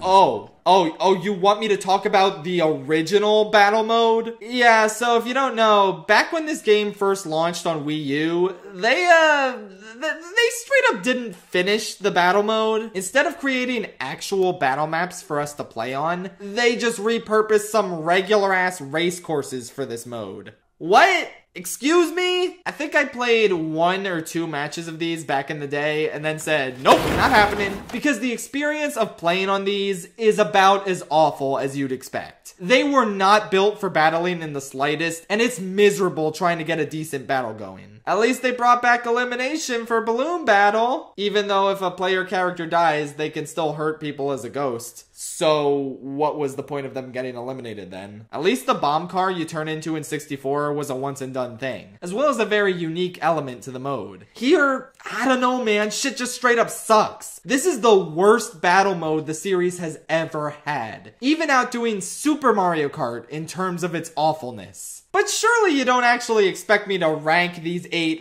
race courses in terms of how they function as battle maps, right? Number 1, Yoshi Valley. That's right, we're going in reverse order. This is the only one that mildly resembles a real battle map because of all its alternate paths. With that said, they couldn't even close off the section where all the paths converge and just use the split path part. Really? Whatever. At least this is the only one they actually made alterations to, making it possible to go backwards on what used to be small ramps in the original racecourse version. It still sucks, but it's like 25% playable. The best map this mode has to offer by far.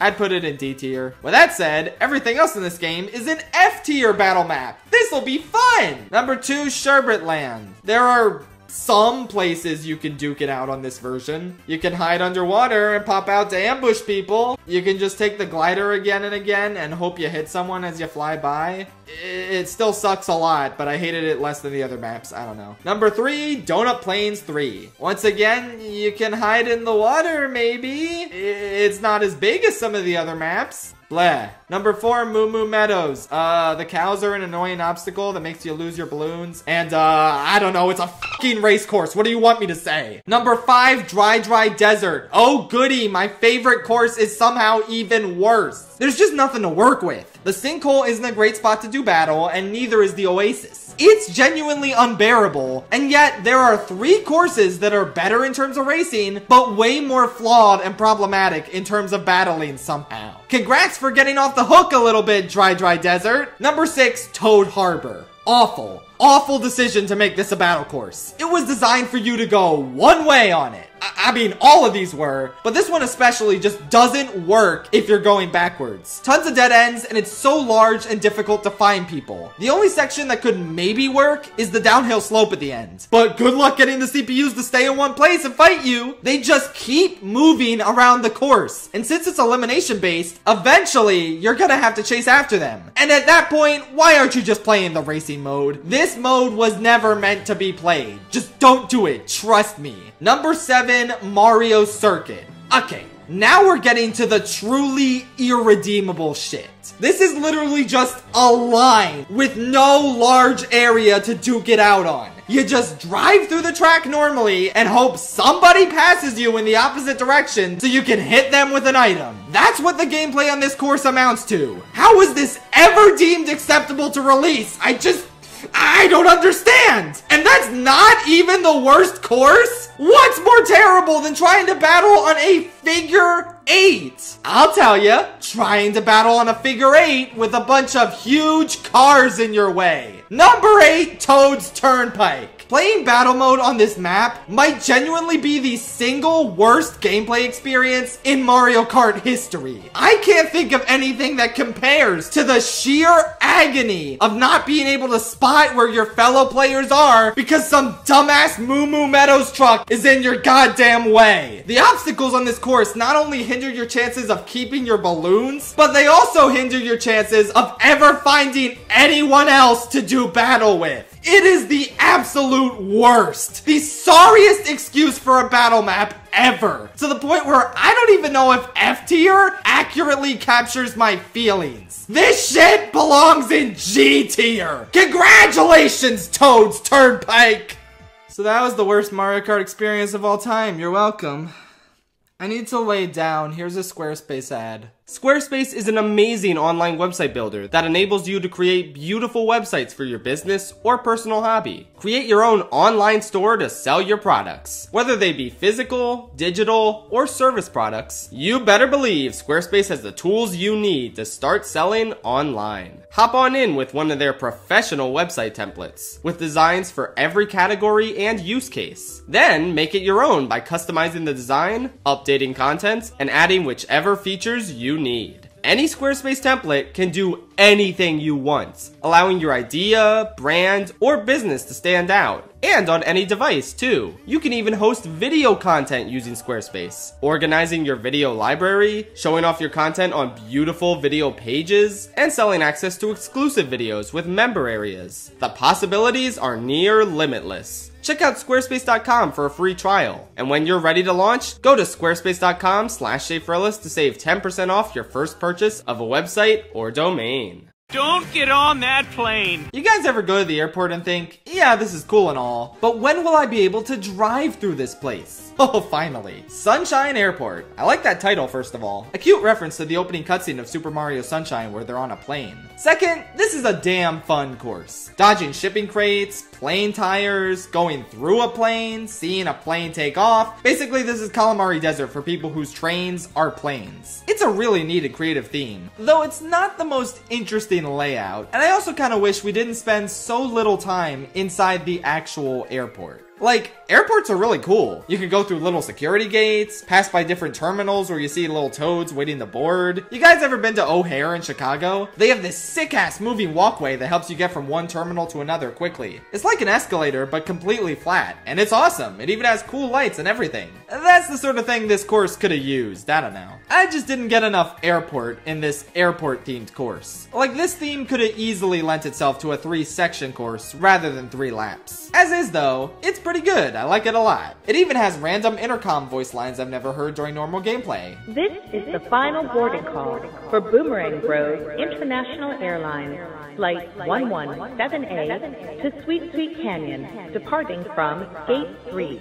They really went all out with this one. Your mama is so stupid. She went to Bangkok to get a TIE fighter. Bangkok Rush is one of the stronger and more interesting city courses, in my opinion. It offers alternate elevated paths on the first and third laps, a cool section where you glide past the pointy building that I definitely know the name of, this turn right before the third lap that you're able to cut even without a mushroom. Is that like a mistake or something? Because usually these shortcuts you need a mushroom for, but I guess this one is fine without one. Okay. Also, I don't know why this is the city they decided to put a parking garage in. Like, yes, that's exactly what I think of when I picture Bangkok. But it makes for a satisfying drift and culminates with these marketplace stalls you can bounce off of. Great stuff! I think this is a pretty unique and fun city track. It still has a couple of boring roads where not much happens, but there's enough variety to offset that. This castle is now closed. Alright, let's get this out of the way right off the bat. Yes, they removed the Peach's Castle Easter egg in Royal Raceway. You can't drive up to it anymore. Is this the biggest tragedy of our time? Yeah, probably, but at least the course is still really good without it. I find it fascinating that such a relatively simple course layout and theme is more or less unanimously agreed to be pretty good. And I can't really argue with that. It's just a good time. You can hold drifts for an insanely long time, which is really satisfying. Gliding past the hot air balloons and hearing the ringing bells is really fun. And the last few turns are solid as well. It's a basic, but pretty fun course. Though maybe it could have been A tier if you could still go near the castle or whatever. Suavemente. Madrid Drive has what a lot of the other tour cities are sorely lacking. Variety. So many unique locations, from this art museum with piranha plants that pop out of paintings, to a big wiggler perfect for driving by on Wiggler Wednesday, to a soccer stadium that far outshines the other sports arenas since the soccer bars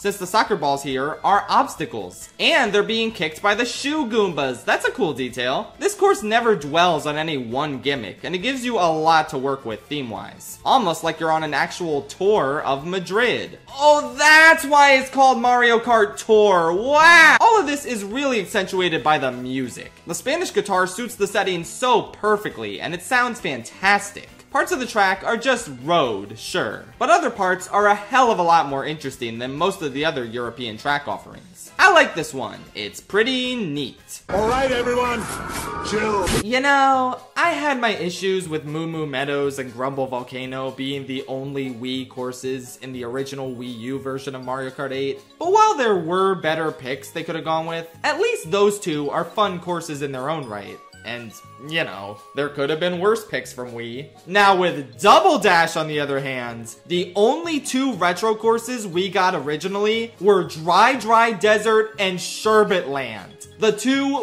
worst courses from that game. Are you kidding me? Are you out of your mind? They could have brought back Wario Coliseum, Mushroom City, Bowser's Castle, or Rainbow Road, all of which never got remade before. But instead, they picked the two courses I hate the most from that game. Nothing has changed in terms of my disdain for Dry Desert, and I don't expect anything to be different for Sherbet Land.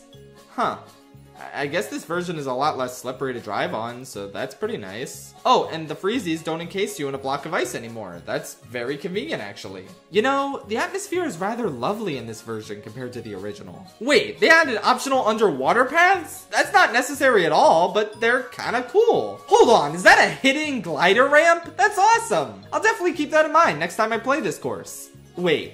Next time? I actually want to play this course again? But it's Sherbet Land! It was so awful in Double Dash, but now it's good? Like, they added so many cool elements and took out everything that made it annoying? It's not a top tier course or anything, but wow, they actually did it. They made me like playing on Sherbet Land. This game is a miracle worker. Like, how do they manage that? I guess it's the price to pay for how much I hate Toad's Turnpike now.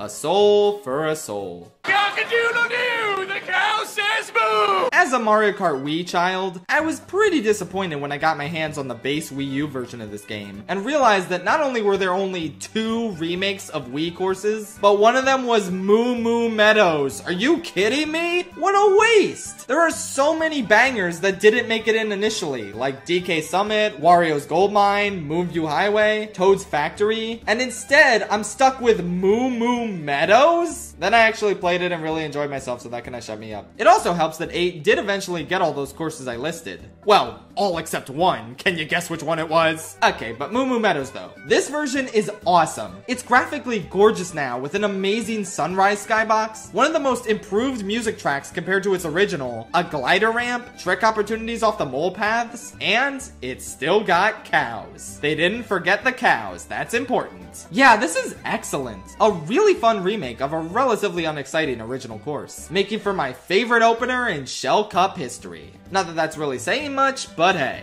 I would come up with a cameo transition, but I'm kinda just mesmerized by how perfect the thumbnail for this course is. Look at that cow. Beautiful.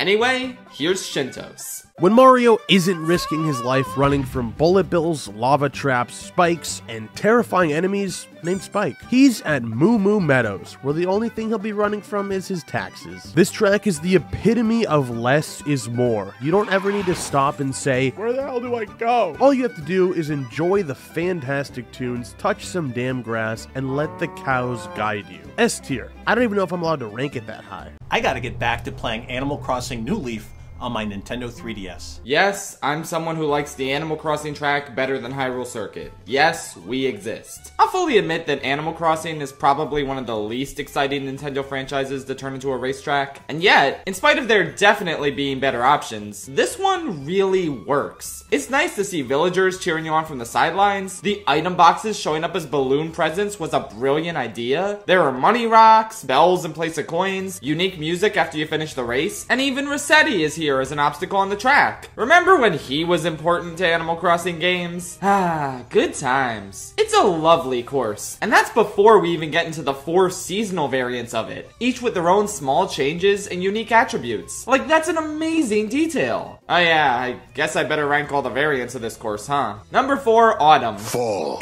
My favorite season gets the weakest version, mainly because the music is just way too mellow for a race. Plus, the leaf piles don't have items in them like Maple Treeways piles, so like, what's the point? Still, it looks beyond gorgeous, especially with that skybox. Number 3, Winter. Probably the most gorgeous looking of them all, with unique snowman obstacles, only being held back by, again, too mellow of a music choice. It fits the lovely atmosphere, but spring and summer just have a much more suitable song for racing. Number 2, Summer. It's the default with nothing unique about it compared to the others, but again, high energy music. Number 1, Spring. Got that exciting music, plus some extra ramps to trick off of, and cherry blossom trees.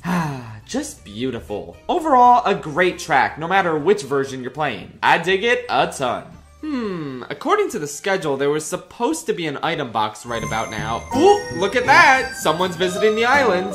It's Miss Fushi. My favorite course is Animal Crossing, a beautiful seasonal race through one of my most beloved series. When you select it, you randomly get a new time of year with special decor and effects. There's fruit that act as mushrooms to give you speed, and Rossetti, who takes the role of a Monty Mole. My favorite part is the scenery, though. The giant villager models and their homes make me wish I could slow down time and go on a walking tour instead of drive. I remember when they first invented chocolate. Alright, so I never really got this. Why does the course that's supposed to be made of chocolate look like just regular dirt? But then Waluigi Stadium, which is supposed to be made out of dirt, looks like it's made of chocolate. I hope someone got fired for that blunder. Besides the fact that it suffers from Wave 1 ugliness, I really like this new version of Choco Mountain. The cave and glider sections are unnecessary, but cute ways to vary the track design. There's now no risk of falling behind to an earlier part of the track at all. The hills at the end are fun to trick off of, and wow do I love this remix. One of the best updates to one of the best Mario Kart songs. Overall, a solid upgrade for a course I already really like. But man, I don't know, it just doesn't look as edible as the old versions. This is the driest looking chocolate I've ever seen, which I guess makes sense as the original course was made in 1996. I can't expect the chocolate to stay fresh after all those years. But like, again, I shouldn't want to eat the dirt bike course more than the actual chocolate, you know?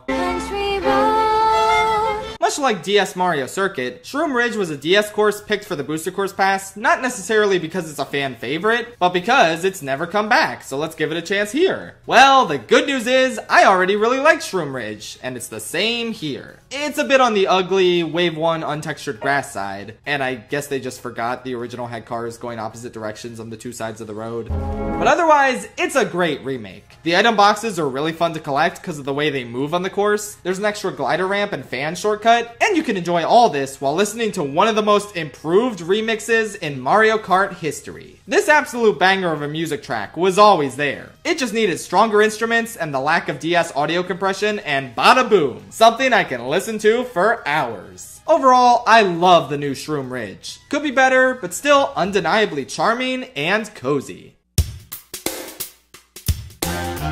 Oh my god! DS Wario Stadium is one of those remakes that's different from its original version, but not in a way that's necessarily better or worse. I mean, the overall flan color scheme is gone. That's worse. I also don't know why they added underwater to this one part. Like, at this point, it's starting to piss me off whenever I see completely unnecessary underwater additions to retro tracks. But they added a cool anti-gravity platform that really spices things up, on top of a glider segment that allows you to bonk your head on the finish line sign, and the return of a lot of boosts and ramps you love from the original. It's a pretty solid new version that's a cool update in a lot of ways, but the original certainly has its charm that isn't fully replicated. Overall, I like both versions about the same. I also find it funny that they brought this Wario Stadium back and skipped the N64 version entirely. Rest in hell. Well, happy Australia Day to me. Alright, yeah, I'll fully admit, Sydney Sprint is this high just because of the music. Like, this is one of my top 5 favorite songs in all of Mario Kart. I listen to it all the time. It's amazing. It doesn't even really sound Australian to me, though I don't exactly know what Australian music sounds like anyway, but whatever, this is an absolute jam. And unlike Ice Ice Outpost, which is really carried by its music, the good news is that Sydney Sprint is a pretty strong course in its own right. It's very vibrant looking with carnival-like surroundings, buildings. Plus I like these turns, big metal ramps, and driving through the Opera House multiple times is pretty fun. This is easily one of my favorite city courses in the whole game. It probably should have been a high B tier, but like, holy shit, are you hearing this music?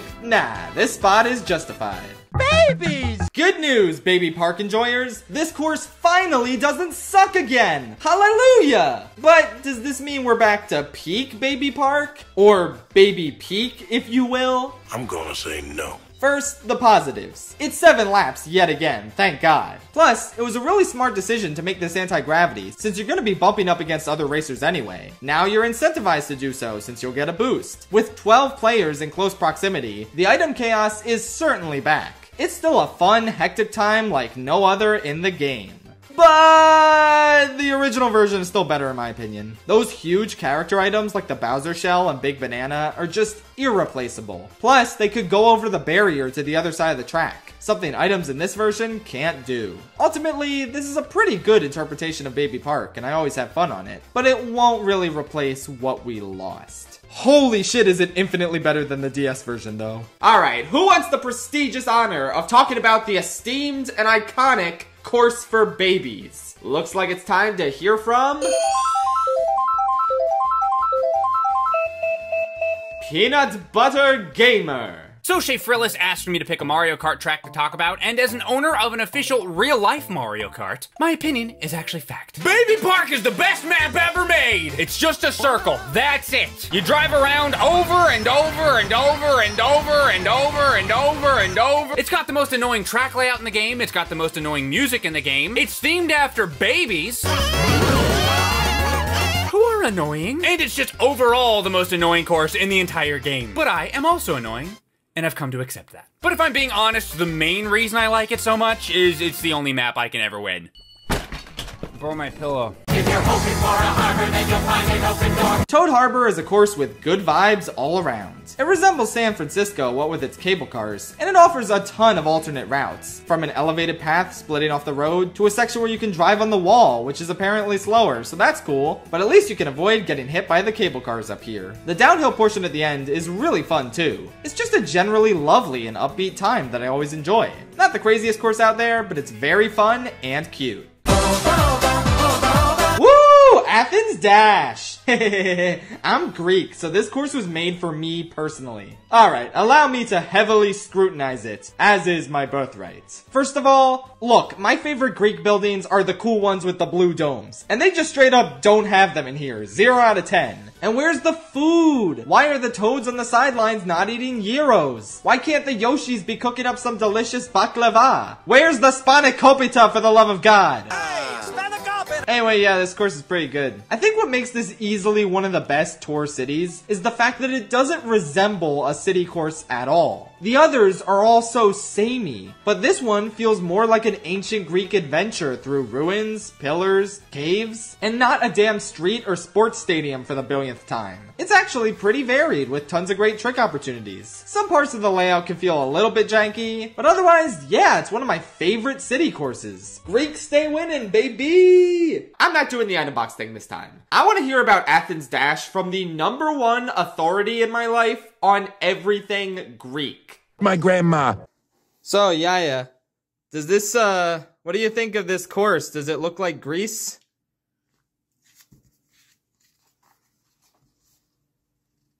No. No? Doesn't look like Greece? I don't know I don't know to stay. I don't know. What about these buildings over here? Do these look like Greek buildings? Yeah. Mm-hmm. Okay, so this part looks like Greece, this part doesn't. I don't know. Yeah. Okay, but this looks good? Mm-hmm. Okay. Yeah. Thank you, Yaya. Into the mouth of an active volcano! Much like how I felt about Moo Moo Meadows coming back, I was a little disappointed that Grumble Volcano was one of only 2 Wii courses in the base game. Since while I like it, it's not one of my all-time favorites from Wii, and I kind of felt like it was a weird inclusion compared to some of the other choices they could have made. But I quickly learned to love it, because this is a great update to the original. This is one of the courses that benefits the most from 8's more realistic looking style. style. Because wow, does this look so much more like hell than the Wii version did. The magma, the potaboos, the fire on the track, the interior of the cave. I'm a big fan of this redesign. And they even added optional glider sections to a couple parts that fit in and don't feel forced. This is a definite banger that fits perfectly as the semi-final track of the base game. Speaking of which, did I ever tell you guys that the Lightning Cup in Mario Kart 8 is by far my favorite cup in all of Mario Kart? And there's a good reason for that. This right here, this amazing update to Grumble Volcano that I really love, this is the weakest of the 4 courses in this cup. Buckle up, bitches. WarioWare Gold. I was so happy when Wario's Gold Mine was revealed in the Wii U DLC. Like, oh thank God, a Mario Kart Wii retro course I really love. No offense, Moo Moo Meadows and Grumble Volcano, but this is that shot in the arm that the Wii selection really needed. I will say though, this feels like a much different course than its Wii counterpart. For better or worse. I guess that's a recurring theme with Wario remakes in this game, huh? They added a ton of great new trick opportunities off of corners. Big fan of those. The graphical enhancements make this one really pretty looking. But they took out this one steep roller coaster-like part in the cave section in favor of a much safer feeling anti-gravity segment. Speaking of a much safer feeling anti-gravity segment, now the minecarts are safe to touch since they'll give you a little boost. A far cry from how rough of an obstacle they could be in the original. This makes for a course that's a lot less frustrating, but also kinda neutered a bit. Which version you prefer depends on if you like the original's chaotic bullshit, or if you'd rather have a smoother, more fair ride. I personally really like both versions and think they're almost on equal footing due to their strengths and weaknesses balancing each other out. I guess the Wii version was a lot more memorable for its chaos though, so I probably slightly prefer that one. But this is still a good remake that I enjoy a lot.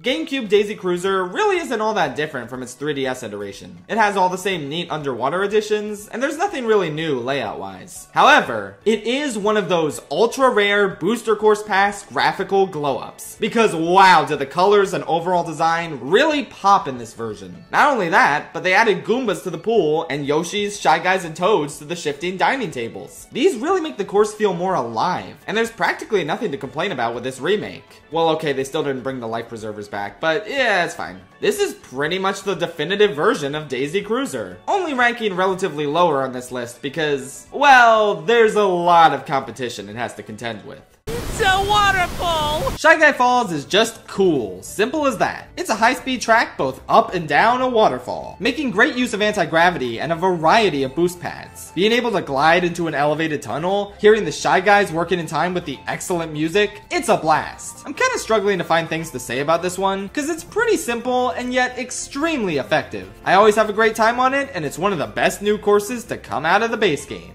Alright, that was way too short of a segment, I'm sorry. Good thing AK Family Home is here to beef up the Shy Guy Falls discussion. Out of all the base tracks in Mario Kart 8, Shy Guy Falls isn't the most bombastic, but definitely still stood out to me. I mean, racing up and down a waterfall in anti-gravity already sounds super cool. Trying to hit all the boost pads on your way up before that satisfying U-turn is super fun. But the music just amplifies that sense of adventure, and most importantly, you have Shy Guys along the track mining to the music, and it is one of the cutest things ever. Because Shy Guy's name in Japanese is Hey Ho, younger me was convinced this was an indirect Snow White reference, but yeah, I'm getting off track. Life's as extreme as you wanna make it! I was so excited to get DK Summit back, as it was the first Wii course in the Booster Course Pass that wasn't in 7. Finally, a choice that didn't feel like an obligation, one that I haven't gotten to play in so long. And I don't know, something's a little off about this version. It could be better graphically, especially considering how long the barrel cannon ride is, where you get to look at those not so hot looking mountains in the background. But oh well. My main issue is that the half pipes just don't feel as good as they do on Wii. They're a bit too janky and the camera isn't great at following you. Most of the time they work fine, but sometimes it can be a little iffy. I also don't like this section with the bumps. They felt much easier and more satisfying to trick off of in Wii when they were smaller. But otherwise, yeah, pretty good remake that captures the extreme sports vibe of the original. It's still a ton of fun, and they did it. They replaced the giant Mario statue with a statue of DK. I knew they had it in them. Subway, eat fresh. Oh, if we want to talk about misjudging courses for way too long, there's no better example of that for me than Super Bell Subway. For nearly 9 years, I looked at this one as extremely mid and forgettable. Oh, they're just doing the Sunshine Airport thing again and making a transportation hub into a race course. Except this time, it's a dingy-ass subway. Who cares? Subways are cool and all, but this felt like a really unimaginative concept. Not helped by how frustrating the course felt to play to me. How am I supposed to get anywhere with these big-ass trains in the way? I'm sorry, my train obsession can only cover so much bullshit. I was pretty comfortable calling this a C-tier course for almost a decade. Then one day I realized, wait, I've never actually taken these alternate pathways on the side. I just assumed they were slower and not worth my time. So I went on them and, hey, these are kinda fun, not gonna lie. The hitting the train problem has kinda been alleviated for me, wow. Hey, what's this one do? Oh my god, there was a glider ramp here the whole time? And you can drive on top of the trains? And there's cool unique graffiti adorning the walls. And the music is really good. I guess I could have noticed that earlier actually, whoops. Wait, was this one of the coolest, most dynamic tracks in the game with a wealth of things going on the whole time? Huh. Yeah, I kinda love Super Bell Subway now. It absolutely delivers in terms of having just so many options to take on each lap. I was a fool for dismissing it all those years, and I am ready to atone for my sins, Father. Slide to the right. 3DS Piranha Plant Slide didn't strike me as an obvious priority retro course when I first got my hands on Mario Kart 8, but after playing it, it quickly stuck out as the most improved 3DS remake, at least until Neo Bowser City rolled around in the DLC. The course is mostly pretty faithful to its original version, except for the blue Goombas. How did they forget the blue Goombas? What, is Mario Kart 8's lighting system not able to render blue Goombas or something? Whatever, still the same great course, but the ending is where the improvements really come in. The anti-gravity really makes this last underwater section so much more engaging, but that doesn't compare to the glider portion. In the original, it was a straight line to where you were flying, but here, it's now angled upwards, and that's so much more exciting. It really feels like you're coming out of the sewer back to ground level. It's such a small, relatively minor tweak, and yet it makes this course significantly more memorable for me. A really strong remake with pretty seamless anti-gravity implementation. I dig it. Fireworks. Fireworks. If you asked me what my favorite Mario Kart 8 course was back when I was 16, I definitely would have told you N64 Rainbow Road. It was an untouchably magical experience. From the gorgeous visuals to the incredible music to what a powerful celebration it felt like with the fireworks in the background. I adored it more than anything else in this game.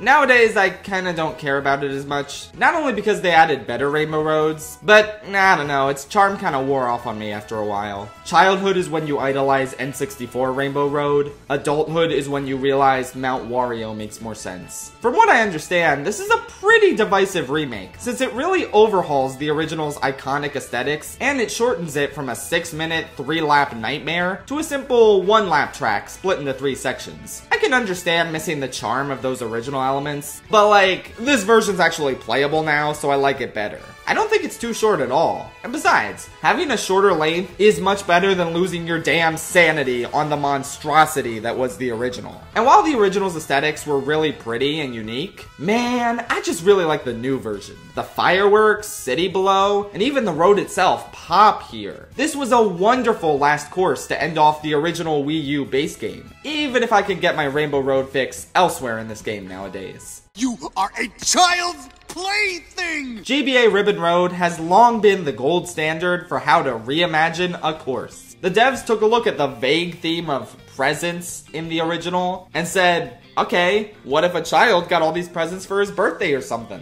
Bada boom! This course is now a playset taking place in a kid's bedroom. That's so brilliant! And unlike their reimagining of Cheeseland, it doesn't really throw anything from the original in the garbage. The theme is exciting and creative as all hell, and the layout is a pretty good one. I wouldn't say this course offers mind-blowing gameplay or anything, but man is it novel, with immaculate vibes. I do think I admire the overall theme more than I enjoy playing on it, but with that said, it's still a ton of fun to play, with lots of trick opportunities and great shortcuts. And it has a poster for Kung Fu Lakitu. Oh, like, that's just amazing, I'm sorry. No notes. Come on, gang! The mall waits! Ah boy, this one's gonna be a doozy. Coconut Mall in Mario Kart 8 is one of the most controversial remakes in the history of the series. So many people could not stand what they did to this fan favorite track. And as someone more passionate about that original track than most other things, I think think the hate is kinda overblown. Like, I don't know what to tell you, man. I still like it. But in the spirit of complaining, since I did a lot of that for the 7 version, what did they do to the parking lot? It's not just the fact that the cars don't move back and forth anymore. Now there's no boosts. There's no ramp after the big glide. There's no thank you and have a nice day signs. How am I supposed to have a nice day now while playing this? The answer is you don't. They completely ruined this difficult and memorable last portion of the track for no real reason. And having the cars do donuts in the parking lot doesn't really fix things since there's still more static obstacles than the original cars. It's a truly awful change that cements this as the worst version of Coconut Mall. And then the rest of it is pretty on par with the 7 version, I don't know. Like, this isn't some huge betrayal of the sanctity of Coconut Mall, because this course hasn't really been amazing since 2008. In fact, I'd argue that this version is actually a bit better aesthetically than the 7 version. That one was just a bland, pale imitation of the Wii Mall, whereas this one's trying something new, and I kinda like it. Yeah, I like the orange, damn it. It doesn't hurt my eyes. I mean, okay, they certainly could have turned the bloom down, but it's not awful. Yeah, this course definitely suffers from the Wave 1 poor texture curse, but it doesn't look nearly as bad as Toad Circuit or Shroom Ridge in my opinion. It's one of the better Wave 1 courses visually. Not that that means a whole lot. And like, check out this 8-bit mural adorning what used to be a boring, weird metallic wall. That's such a cool visual detail. And the fun advertisements are back in full force. Like, hell yeah, I want to go to Kamek Bookstore and Shy Guy Records. Overall, the vibes in this course are a lot better than the 7 version. And it's still a ton of fun gameplay-wise. Oh, but the escalators! Yeah, I like the old escalators too, but it is really not that big of a deal that you don't have to squint your eyes in order to tell what the correct one is anymore. This is a pretty solid version of Coconut Mall. Aside from the accursed parking lot of shame, but let's not worry about that. I'll jump the mushroom when it's mushroom jumping time. Mushroom Gorge is fun. I feel like this is just a really hard course to mess up. Like, as long as the mushrooms are bouncy, then there you go. It's a banger. This version adds some new features, like being able to trick off the green mushroom edges, and even the return of one of the shortcuts from Wii. Plus, the cave section, which looks gorgeous by the way, merges the Wii and 7 layouts, having a whole mushroom path on the left, but also offering a blue glider shroom. It's the best of both worlds, I say. Sadly, the design of the mushrooms is still way flatter and less enticing than the Wii version. Plus, the course looks a little rough outside of the cave section, but it's still a damn fun one that I'm always excited to play online. One of those courses I wouldn't mind seeing in every Mario Kart. Can't really say that about Coconut Mall and Koopa Cape, since looking at what they've become makes me depressed. DK Mountain, my absolute favorite course from Mario Kart Double Dash, and my favorite retro course brought back in Mario Kart Wii. I love this track so dearly, and this might be my least favorite version of it. Don't get me wrong, it's still great, and I really don't want to sound ungrateful, considering it's a miracle we got this instead of Dino Dino Jungle, which I like significantly less. But something was definitely off about this version of the course, and I wasn't sure what it was until I replayed the original versions. It was that hectic feeling of trying not to fall off as you stumbled your way down the mountain, made even better by the unique looseness of Double Dash and Wii's controls. Here, this is the smoothest controlling Mario Kart ever, which is ordinarily a good thing, but I feel like it resulted in a lot of the treacherous charm of this course in particular being lost in translation. It's still really good and fun, but just not on the same level as those first 2 iterations for me. At least it looks great. Like, damn, that volcano face, and especially the rock texture, are really good. Seriously, whoever textured this rock deserves a raise. Bananas! 3DS DK Jungle is the final course in the Banana Cup. You see, this is a clever reference to Monkey. Anyway, this was a great priority retro course to bring back, even though there really isn't that much changed in this remake. The Temple of the Great Banana is now anti-gravity for no real reason. Seriously, I don't know why this was added. I can just imagine the Mario Kart devs panicking and going, oh god, we need to add anti-gravity to some retro courses to justify its existence. Put it in the monkey course. Whatever, a fine addition to a course that's just as good as it always was. Now in HD. You know what? I'm tired of all these people generally agreeing with my opinions. Let's get some dissent in here. Raise your hand if you're not a fan of DK Jungle.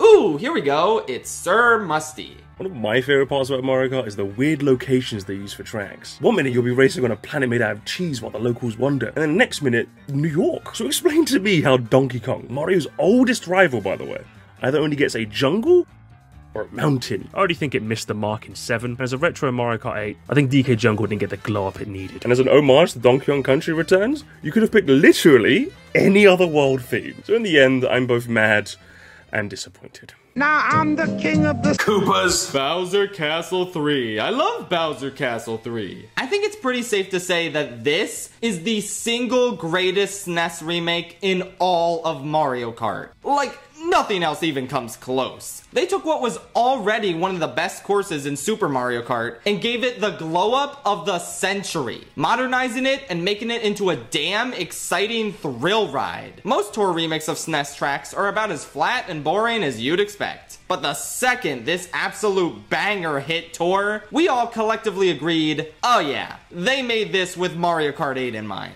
The alternate pathways from the original are now separated by towering pillars that you can actually drive on. The anti-gravity on this one turn makes it feel so much more treacherous. You can drive on top of the thwomps at the end to get coins. You gotta constantly be on your toes in order to not boost your way into the lava. And the music is just godly. What an amazing remix. It took a bizarrely long time to get a second Bowser's Castle in this game, considering how it has 5 rainbow roads. But man, the wait was worth it. Why can't every Super Mario Kart remake be this good, damn it?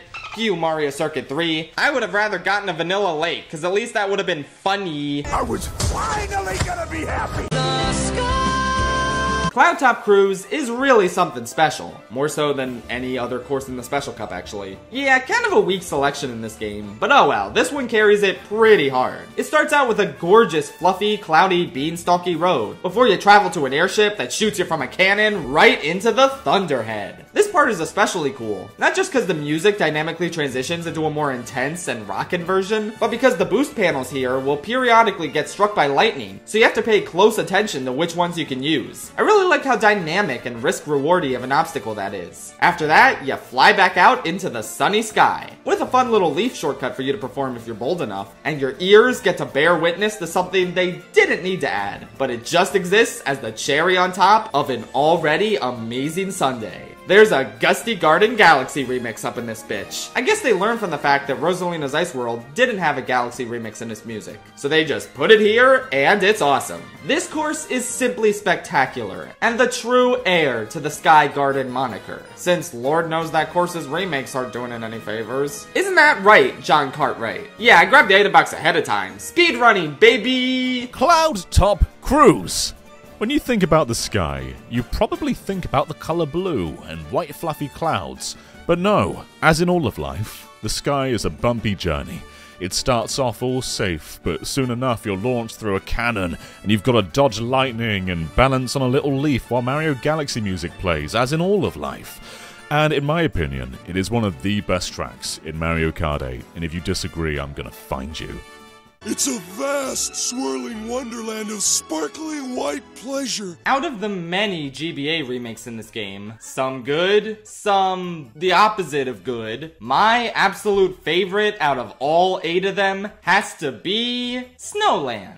Not a very popular opinion, I'm sure, since Ribbon Road is the clear fan favorite among these remakes. But damn it, I love Snowland a little better. And that's kind of insane, because if you saw my Super Circuit video, I ranked it as my second least favorite course in that game. How did it become the most improved Mario Kart 8 remake of all? On the GBA, the screen shook up and down aggressively, and in this new version, the screen does not shake. That's it. That's literally all it took to transform this into a magnificent course. I absolutely adore its visuals. This icy road looks gorgeous, the skybox is pretty, the snowmen and penguins everywhere enhance the theme so much. I mean, this is like the textbook definition of a winter wonderland. Its amazing look, coupled with the enchanting music, item boxes that almost seem to skate along the road, and a pretty solid layout with varied elevation and a ton of great shortcut opportunities, make for a course that doesn't feel old or outdated in the slightest. I absolutely adore this remake, and I always have an amazing time on it. It may be a bit on the simpler side, but that's not a detriment at all. It's great. And maybe I could have liked the original version more if it wasn't an earthquake simulator.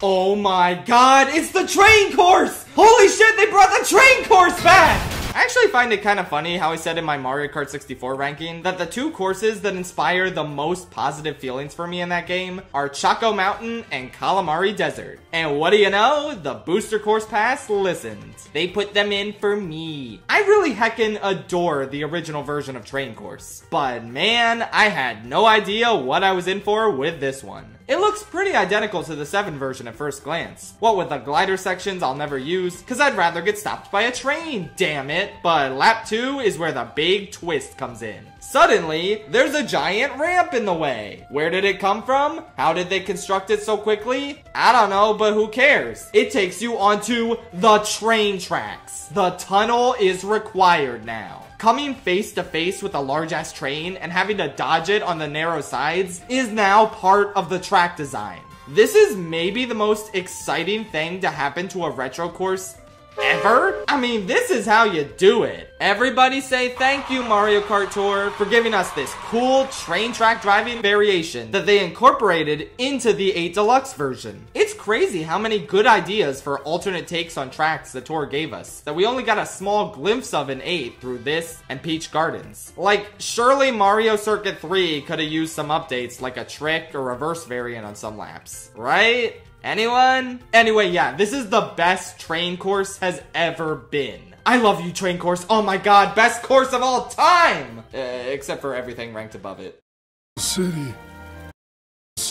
Out of all the cool crossover tracks we got in this game, none of them can quite top these loving F-Zero tributes. I'm not a huge fan of the franchise from what I've played. It's a little too intense for me compared to the wacky fun of Mario Kart, and yet, these tracks are easily some of the most exhilarating in the game. Mute City is the slightly weaker one, even though it's still strong as hell. Chaining together boosts, grabbing coins on these unique purple strips when you need them, and barreling down that awesome ending section is an absolute blast. There's even an extra shortcut you can take in this section that's so neat. It's such a novel course that came along and blew most of the other tracks in this game away. Not much else to say, it's just really fast and fun. 4 years of landscaping, but I think Peach finally has a home to be proud of. Of all the courses to be showered with riches in terms of getting such a glow up, why Peach Gardens? The original is great, I love it, but man, they pulled out all the stops for this new version. It looks graphically spectacular, the hedges have been cut into the shape of characters, the music is elegant and gorgeous, there are new trick opportunities off the edge of a road and the mole paths. They did remove the cool peace sign hedges in favor of a piranha plant, which you can see on just about any old course. But hey, a small price to pay for all these other enhancements. This was already the clear best version of Peach Gardens. And then you go backwards on the 3rd lap. What?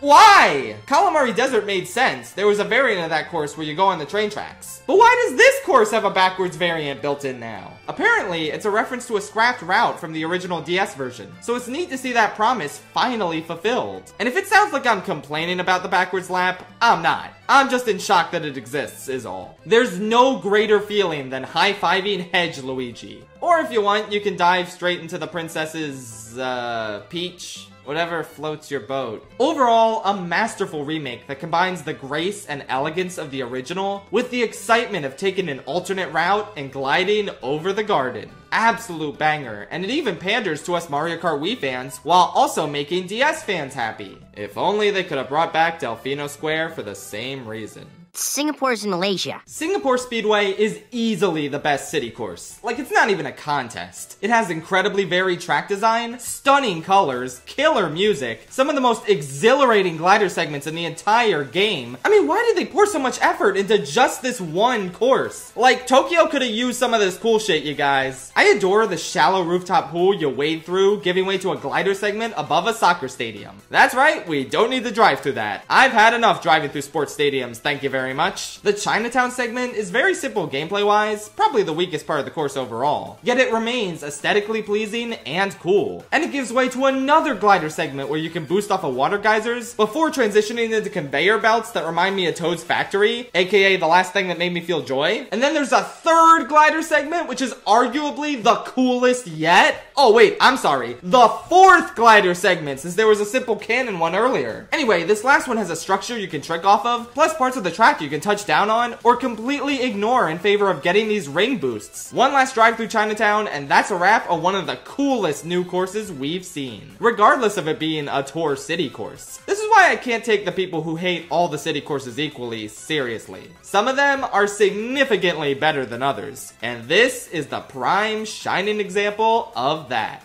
So aside from New York Minute getting claimed by an authentic New Yorker, is anyone really shocked that this is the only other city course anyone wanted to claim? You might be saying, what about Athens Dash? But that wasn't a claiming. I just sprung that on my grandma. She doesn't even know what Mario Kart is. Anyway, yeah though, which YouTuber are we meeting in Singapore? Ant Dude. Singapore Speedway gained so many cool points right out of the gate for having an excellent opening. This beautifully vibrant city, just filled with colors and bright lights in the middle of the night sky, it's just a really cool aesthetic. But then, with the music, you go up this ramp and it kicks off and the melody is so sweet. Oh, and then you're sliding down this little pool of water with Goombas riding in it. Oh, and then you can jump back down into the sky and you can see all these cool sights like a football field, and it's fantastic. But yeah, one of my favorite courses from tour, almost exclusively for the opening. Thank you. I want the moon. It's pretty unlikely that we'll get this in 8 Deluxe, considering there's gonna be a lot of city courses in this DLC. Whoa! Didn't see that coming. Oh baby, no course in this DLC generated as much hype for me with its announcement quite like Moonview Highway. You might be wondering why. I mean, there are better courses that got in. Well, that's because we were all expecting those courses, either thanks to data mines or simple logic. But neither of those were the case for Moonview Highway. In fact, simple logic dictates that it wasn't gonna come back because it's a city. You know, that thing that appears twice in every wave cause of tour. I even said as much in my Mario Kart Wii ranking a year ago, that we probably wouldn't get Moonview Highway cause of all the cities afoot. So when this course was unveiled against all odds, it made me so insanely happy. It's as beautiful as the day I lost it, and it puts 99% of the city courses to shame. That math probably isn't correct. What I meant to say is that I have it ranked above all of them except for one. But percentage-wise, I don't think that accounts for being better than 99% of them. I graduated college 3 years ago. I haven't done math in a really long time. Anyway, this course goes hard. It's atmospheric and enticing, with so many cars to dodge at high speeds as you try and hit as many randomly placed boost panels as you can. All as you listen to what might just be the single best remix in all of Mario Kart 8.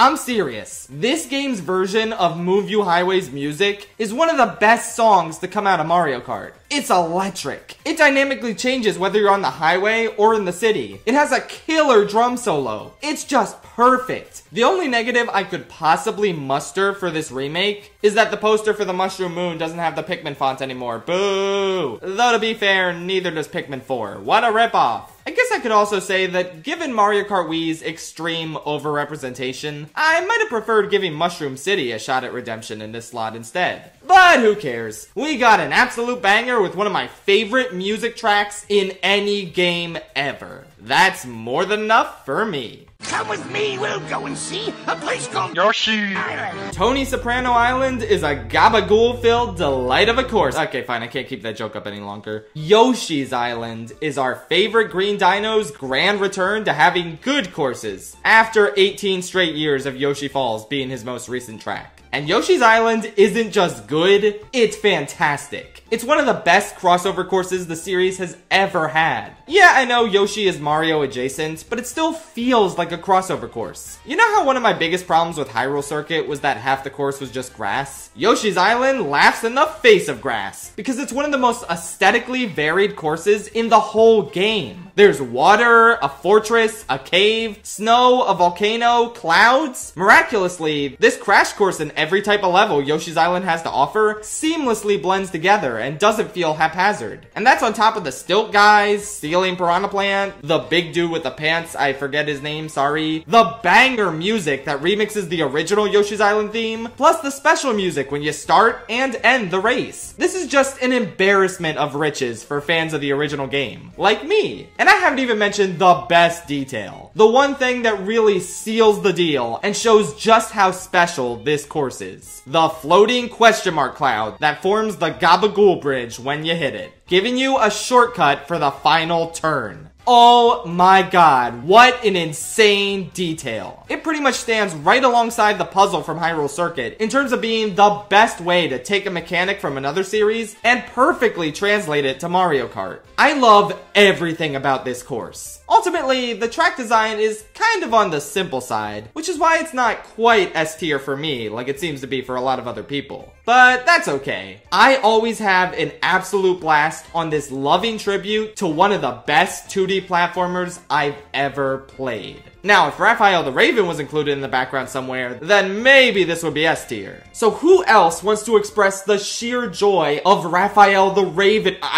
Yoshi's Island? Looks like it's... Masayanella. A whole stage based on Yoshi's Island?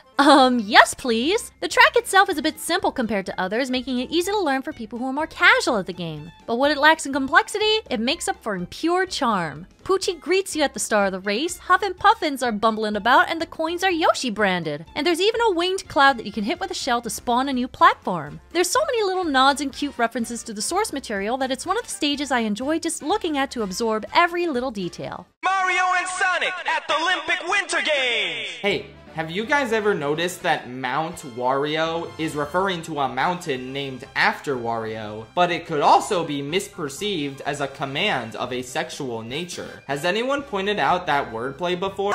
Okay, that's enough. So, Mount Wario, one of the biggest fan favorites in the whole game. I'll fully admit that it kinda took me a really long time to see the hype with this one. I always thought it was good, but nothing crazy, and I figured people were getting swept up by the fact that it was 3 sections rather than having laps. But the more I played on it, the more I finally understood its appeal. I mean, it's a damn adventure. You jump out of a plane, ride down these icy slopes, travel downriver into the dam, the trees, the bumps, the gliding. There's just so much variety. This is the definitive way to experience a Mario-themed Winter Olympics. Apologies to that one series where you're actually at the Olympics. It's a shame it can't compete with the glory of Mount Wario. I love so much of this course. Like, that first lap has the best looking ice in the whole game. Probably even the whole series as well. It's like, damn, that looks cool. Hey, did you guys notice that cool is referring to something that is neat, but also low in temperature? There's twists and turns, stellar music, and as I said before, a ton of variety. Okay, I guess I better address why this isn't S tier for me. It's just the tree part, man. I'm sorry. I really don't like this part. Dodging all of them is so difficult for me, and I don't care for the logs jutting out of the ground that are supposed to give you tricks. I also don't like how tiny and unsatisfying these snow bumps are. Like, look at the Wii version of DK Summit. Those are perfect-sized bumps. Here, they're so small that I just don't find these ones satisfying. Other than those tiny issues, it's a perfect course. I know, right? How dare I rank Mount Wario as low as the top of A tier? Oh well, still a banger, and it better be on the top of the priority retro course list for the next Mario Kart. Yeah, Mount Wario got claimed by someone. I know, shocking, right? Let's see who it is. It's Odyssey Central. Among a cup filled with phenomenal courses like Sunshine Airport, Dolphin Shoals, and Electrodrome, Mount Wario stands out, at least to me, as the best course in the Star Cup. Each section feels distinct. You start by racing down the icy mountaintop, then you enter into a cave before exiting onto the side of a dam, which then brings you into a forest. I always run into a tree. And then the final section has you race down the bottom of the mountain with a ton of turns, bumps, and even a glider. More than any other track, this genuinely feels like a journey. Personally, I think it's nearly a perfect track.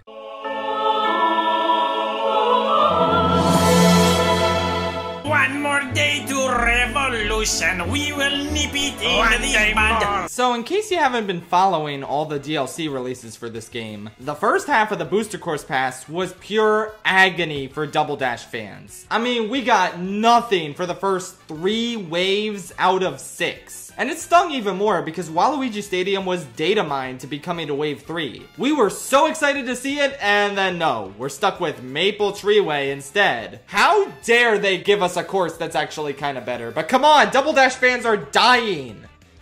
Fortunately, Waluigi Stadium made its grand debut in Wave 4. My personal theory is that it was probably delayed since it revolves around half pipes, and they needed to work out the kinks with those. So instead they gave us Maple Treeway, which only has one half pipe. But hey, that's just... Anyway, maybe it was for the best that this course got pushed back, because for some bizarre reason, this might just be the best looking track in the entire Booster Course Pass. Like, it's insane. It's absolutely up to the standards of the base game, and it just makes my eyes happy to look at. Again, I must ask why the dirt in this course looks like chocolate when the chocolate in Choco Mountain looks like dirt. Priorities, guys. Anyway, I do want to get the one problem I have with this version out of the way. They tilted the Piranha Plant cutouts upwards for some reason, and now they're just not obstacles. I don't get the thought process there. But with that said, the enhancements to this course are still more than enough to make it my favorite version and an absolute S-tier track.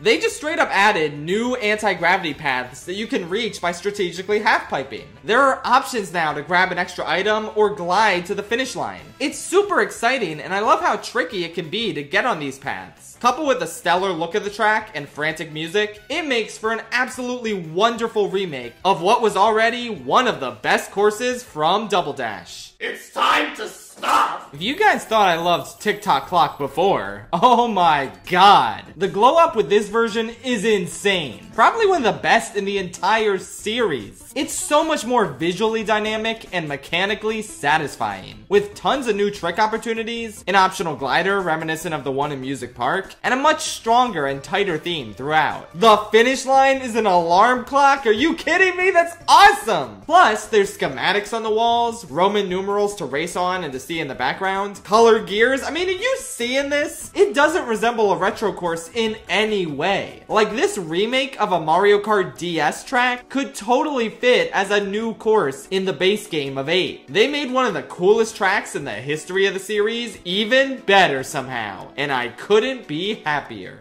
He was in here tonight, raving.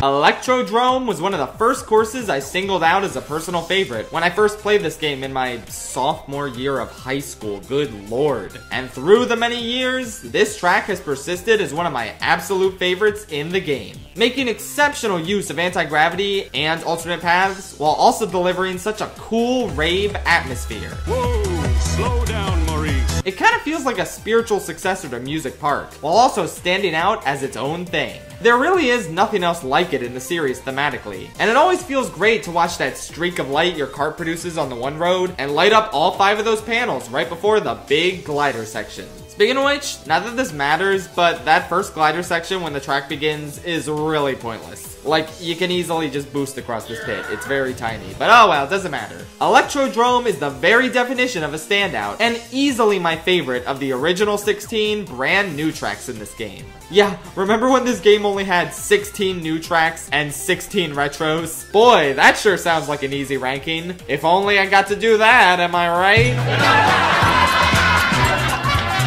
I arranged them into a piano.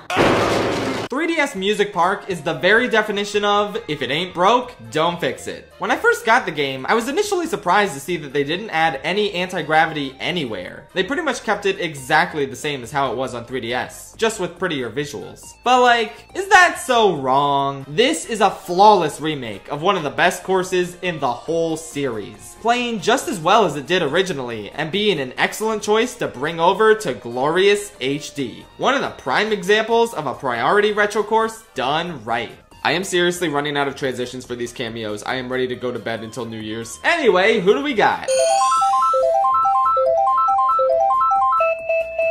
It's Tetrabit Gaming. Music Park is pretty much everything a musician could hope for in a Mario Kart track. Not only does the track have you driving on and around various instruments, including a piano and a xylophone, but driving over these instruments also causes the player to actually play them too, which I always thought was a really nice touch. There's also this section where you can either drive or fly through as a bunch of these happy bouncing fellas do their thing to the beat. And I love the stage not only for its cool visuals as a musician myself, but as a Mario Kart track, I think it's just incredibly fun to race on too. Autumn leaves. In spite of how badly Coconut Mall and Koopa Cape continue to get butchered, try as they might, the Mario Kart devs just can't get Maple Treeway wrong. I guess it's impossible. This course is just destined to be S tier forever. Well, I do actually have one tiny nitpick, that being how the big wigglers on this course are more prone to walk towards you now instead of side to side, meaning they're not nearly as much of an obstacle anymore. But that's not nearly enough of a problem to mean anything. Maple Tree Way rocks. It's cozy, its layout is great, the new music remix is strong, and while it's absolutely not as pretty as it could have been if it was in base Mario Kart 8, I don't know man, it is still really pretty, and the best this course has looked. I love it dearly, and I'm always super excited to play on it. Grab your friends whenever Wiggler Wednesday rolls around and give this course a go. I wonder what would happen if we took the camera anywhere I wanted to in this cave. Well, don't look at me, I'm not able to do that. Who do I look like, She Says from Boundary Break? Oh, look at that, it's She Says. Maple Tree Way is one of my favorite courses of all time because of the fact that it's autumn personified. The entire environment is just cascaded with autumn leaves, there's leaf piles, and you're driving around on a giant tree. So naturally, it's easy on the eyes. But not only that, I also appreciate the song of the stage too. And I guess I'm not the only one, because for some reason, the theme of this stage is the only Mario Kart stage that gets a remix in Paper Mario and the Origami King. Probably the most niche thing to ever get an homage that I'm a fan of. Waluigi Pinball Land! I promise it was just a coincidence that Music Park, Maple Tree Way, and Waluigi Pinball lined up in the exact same way they did in the 7 ranking. They're all still just as peak as ever. What can I say? Seriously, what else is there to be said about Waluigi Pinball? This version is just as good as the other iterations of it. They did take out the sound effect that plays when you leave the pinball table, so that's pretty raw. But otherwise, it's the same amazing course as ever. Just now with a vibrant and appropriately gaudy graphical update. There is an argument to be made that they could have done more with it, like you could have tilted parts of the track to add in some anti-gravity. There's also a small subset of people upset that this uses the same music as DS Wario Stadium, since they share the same song in their original game. So I guess those people just wanted them to make an entirely new remix of the same song for this course. I don't really get why. Like, if it ain't broke, am I right? So yeah, Waluigi Pinball obviously isn't quite as high as it was on my DS and 7 rankings, and maybe it could have been if they gave it some appropriate updates, instead of staying true to the original version. But as is, it's still Waluigi Pinball, and it's still one of the best courses in the game. Newer tracks have outdone it, but man does it still deserve to stand among them. I just realized that out of the 5 rainbow roads in this game, the only one that got claimed was the base 8 version somehow. This has nothing to do with Waluigi Pinball, I just thought it was absurd.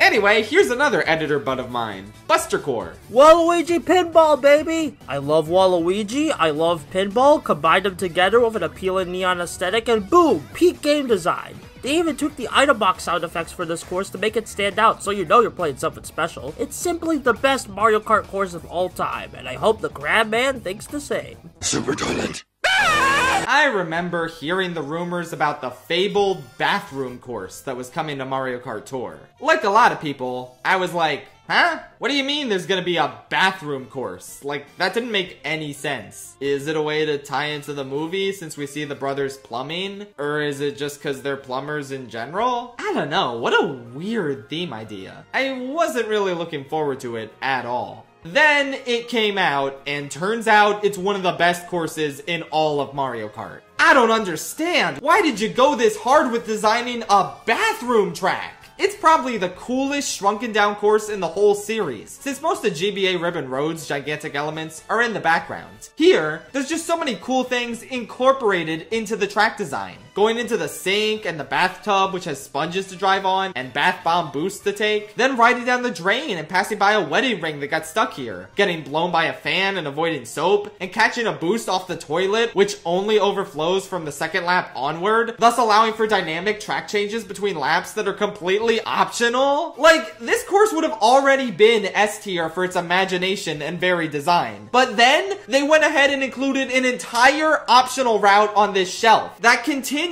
if you glide to the right past the finish line. Like, hello? And this is on top of having some of the most whimsical, catchy music in the whole game. Again, why did you pull out all of the stops for the bathroom course? I don't understand the thought process here. But man, I feel like I could dedicate an entire video to talking about every cool detail on this course. In my opinion, this is the Booster Course Pass's true heir to Coconut Mall, Waluigi Pinball, and Daisy Cruiser. That truly insane, unconventional idea for a track that ends up being one of the best in the entire series. I can't believe I'm saying that about the damn bathroom. Also, we need to talk about the alternate language versions of this course's name. Squeaky Clean Sprint is kinda whatever to me, not the best thing you could have called it, especially not compared to the French name, Race to Cleanliness. The Italian name, Race in the Bathroom. The German, Bath Course. The Portuguese, Sanitary Course. The American Spanish,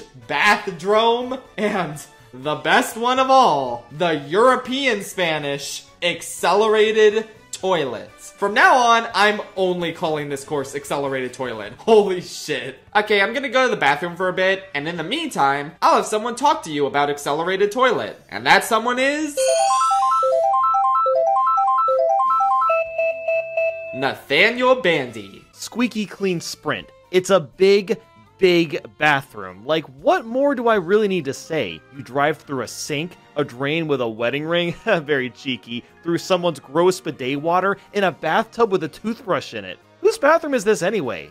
Is it Wario's, Luigi's, Kamek's? I don't know, but this track is absolutely banging. Not only is it a really cool concept, but the design itself is really well integrated and everything flows so nicely together.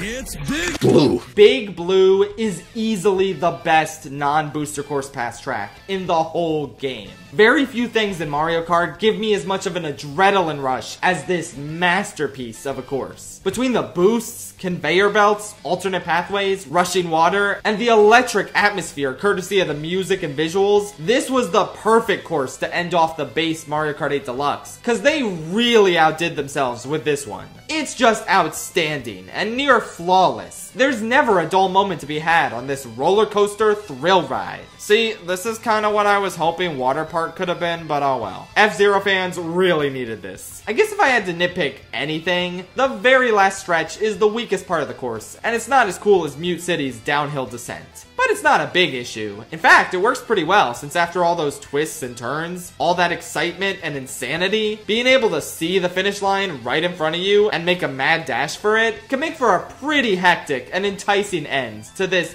banger. One of my absolute favorite courses in all of Mario Kart, even if it needed another franchise's help to be that. Whoo boy, our final item box cameo.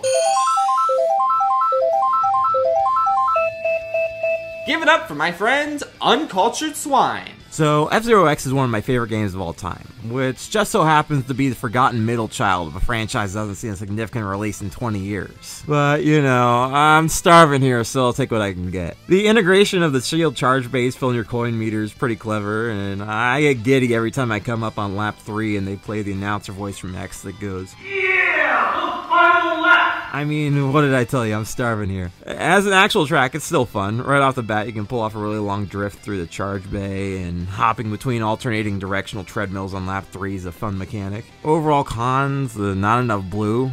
Regardless, when I can get one last ride in a Happy Meal-sized blue Falcon with F-Zero music blasting loud enough to wake up the neighbors, I'm happy. Are there any other rainbows I should know about? As soon as the data mines revealed that the final track of the entire Booster Course Pass was from Mario Kart Wii, we all immediately knew which one it was. There was no greater ending to this entire package than Wii Rainbow Road. And now that I finally got to play this version after over a year of build-up, yep, it lived up to the hype. This is an absolutely enchanting iteration of a true masterpiece of a course. Much like the new DK Mountain, it's not quite as difficult, but I don't see that as nearly as much of a detriment because the atmosphere on this track is unmatched. It fills me with the same joy and amazement as this game's version of N64 Rainbow Road did when I was 16. The gorgeous design of the road itself, coupled with the amazing skybox and majestic remix of that classic song, it's just indescribably wonderful. I'm genuinely having trouble putting into words just how good of a remake this is. I mean, they got everything right. The star bits are still here. The sound effect when you hit one of the bumpers is back. But the thing that really got me and made me realize how special this remake is the fact that when you fall off the course, you still burn up into a fireball. Like, considering this is the team that didn't add the sunset to Sunset Wilds, the idea that they would go out of their way to include this detail didn't even cross my mind. I mean, Lakitu picks you up immediately in this game. So what would be the point of you burning up when you fall off? I'll tell you what the point was. It was to craft one of the most lovingly accurate tributes to one of the most iconic and beloved courses in Mario Kart history. I have no real complaints with this remake. Even the lower difficulty is kind of a boon, because the lack of frustration means you can be more entranced by the sights and sounds of this unforgettable masterpiece. I cannot think of a better ending to the entirety of Mario Kart 8 Deluxe than this. Well, maybe I can, but we'll get to that in a little bit. Hey, you're that ninja. I'm actually kind of speechless. Ninja Hideaway is one of the greatest courses I've ever played in a racing game. It's so far above most of the other tracks in Mario Kart for me that it's kind of unreal. This is a course that thrives off of its alternate pathways, ensuring that no two paths are entirely alike. It's a Mario Kart course with honest-to-God platforming in it. The absolute thrill of boosting off of the bamboo and gaining enough height to make it to those 3 pillars and start the final stretch of the lap from an elevated position is just unreal. Tricking off the bumps in the roof is a fantastic addition, as is the optional glider ramp right before the finish line that you can use to reach an alternate path you couldn't access on the first lap. Until, of course, it converges with the place these stairs led you to, where you can drive atop these platforms and hopefully time it so you can boost onto the higher ledge.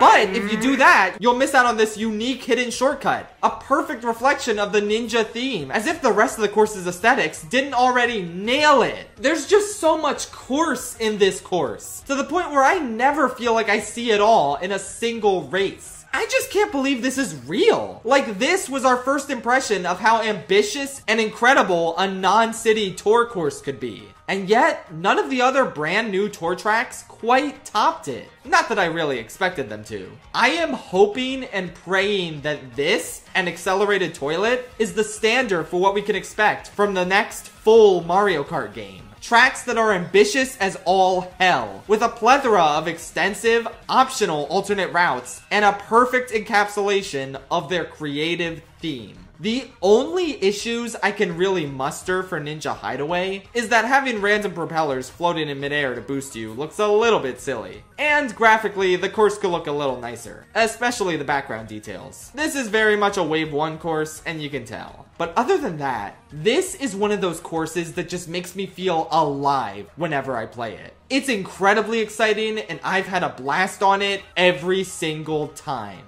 Except for the first couple races where it was pretty tricky to get the hang of. I was a little mixed on it at the beginning. Then I got good, and this is where it's ranked now. Crazy how that works. Alright, that's 95 entire courses talked about. It's all been building up to this. The greatest track in all of Mario Kart 8 Deluxe. And I think it's pretty safe to say the greatest track in all of Mario Kart, which is... I don't think it could have been anything else. 3DS Rainbow Road is the first ever retro course to be my #1 pick for a game, which also makes it the first course to be #1 on 2 of my lists. And there's a very good reason for that. It's just flawless, and this remake is a flawless version of it. I guess the moon could be a little brighter, and they also took out the little sound effects to play on the boost panels at the start of lap 3. But those are my only nitpicks. Otherwise, they nailed this HD recreation of the best track in the whole series. The space background and the road itself are both simply gorgeous. Much like Wii Rainbow Road, it just enchants you with the beauty of the visuals and the music, while also coupling it with this thoroughly majestic journey across everything space has to offer. I don't think I have much more to say that I didn't already say in my 7 ranking. It's just indescribably brilliant. One that I'm so glad more people have the opportunity to experience now. For as negative of a reputation the Booster Course Pass frequently gets, I think it's really telling that 6 of my top 10 are from it. It had its fair share of stinkers, but I think the masterpieces it brought into Mario Kart 8 made it more than worth it. Hell, the entire DLC was worth it for 3DS Rainbow Road alone. It is undoubtedly my pick for the greatest course in Mario Kart 8 Deluxe.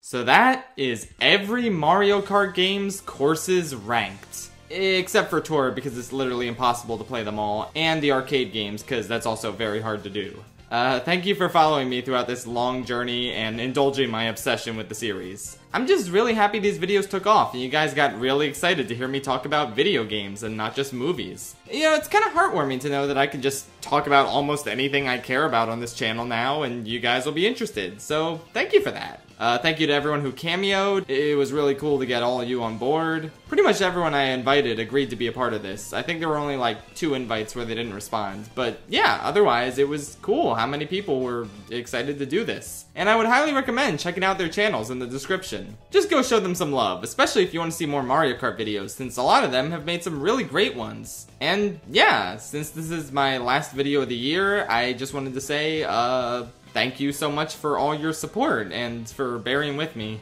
This was not an easy year, obviously, but making my stupid little videos really helped. Like, please, don't worry, I didn't make them out of obligation to you guys or anything. I kept making them because I wanted to. Like, it's nice talking about things that I like or don't like, and it also helps knowing that you guys want to hear that stuff, so, thank you, I guess. I honestly don't want to be done with Mario Kart videos. Like, these have been some of my favorite videos to make, and I'd be down to talk about the series a little bit more. Like, I know the obvious thing would be to combine all my lists and make a definitive ranking of every track, but I don't want to do that right now, are you serious? Maybe in like a year or so, but there are other aspects of Mario Kart that I can make videos on, so we'll see about that. In terms of the other stuff I want to do in 2024, there sure is a new Kung Fu Panda movie coming, so of course I'm gonna review that. And I guess I better get cracking on doing big analysis videos on the other ones. I'd like to get a Kung Fu Panda 2 analysis out before 4 if I can. And then maybe I'll do a shorter video on 3 later in the year, since there's really not much to say about 3 compared to 2. I don't know, we'll see.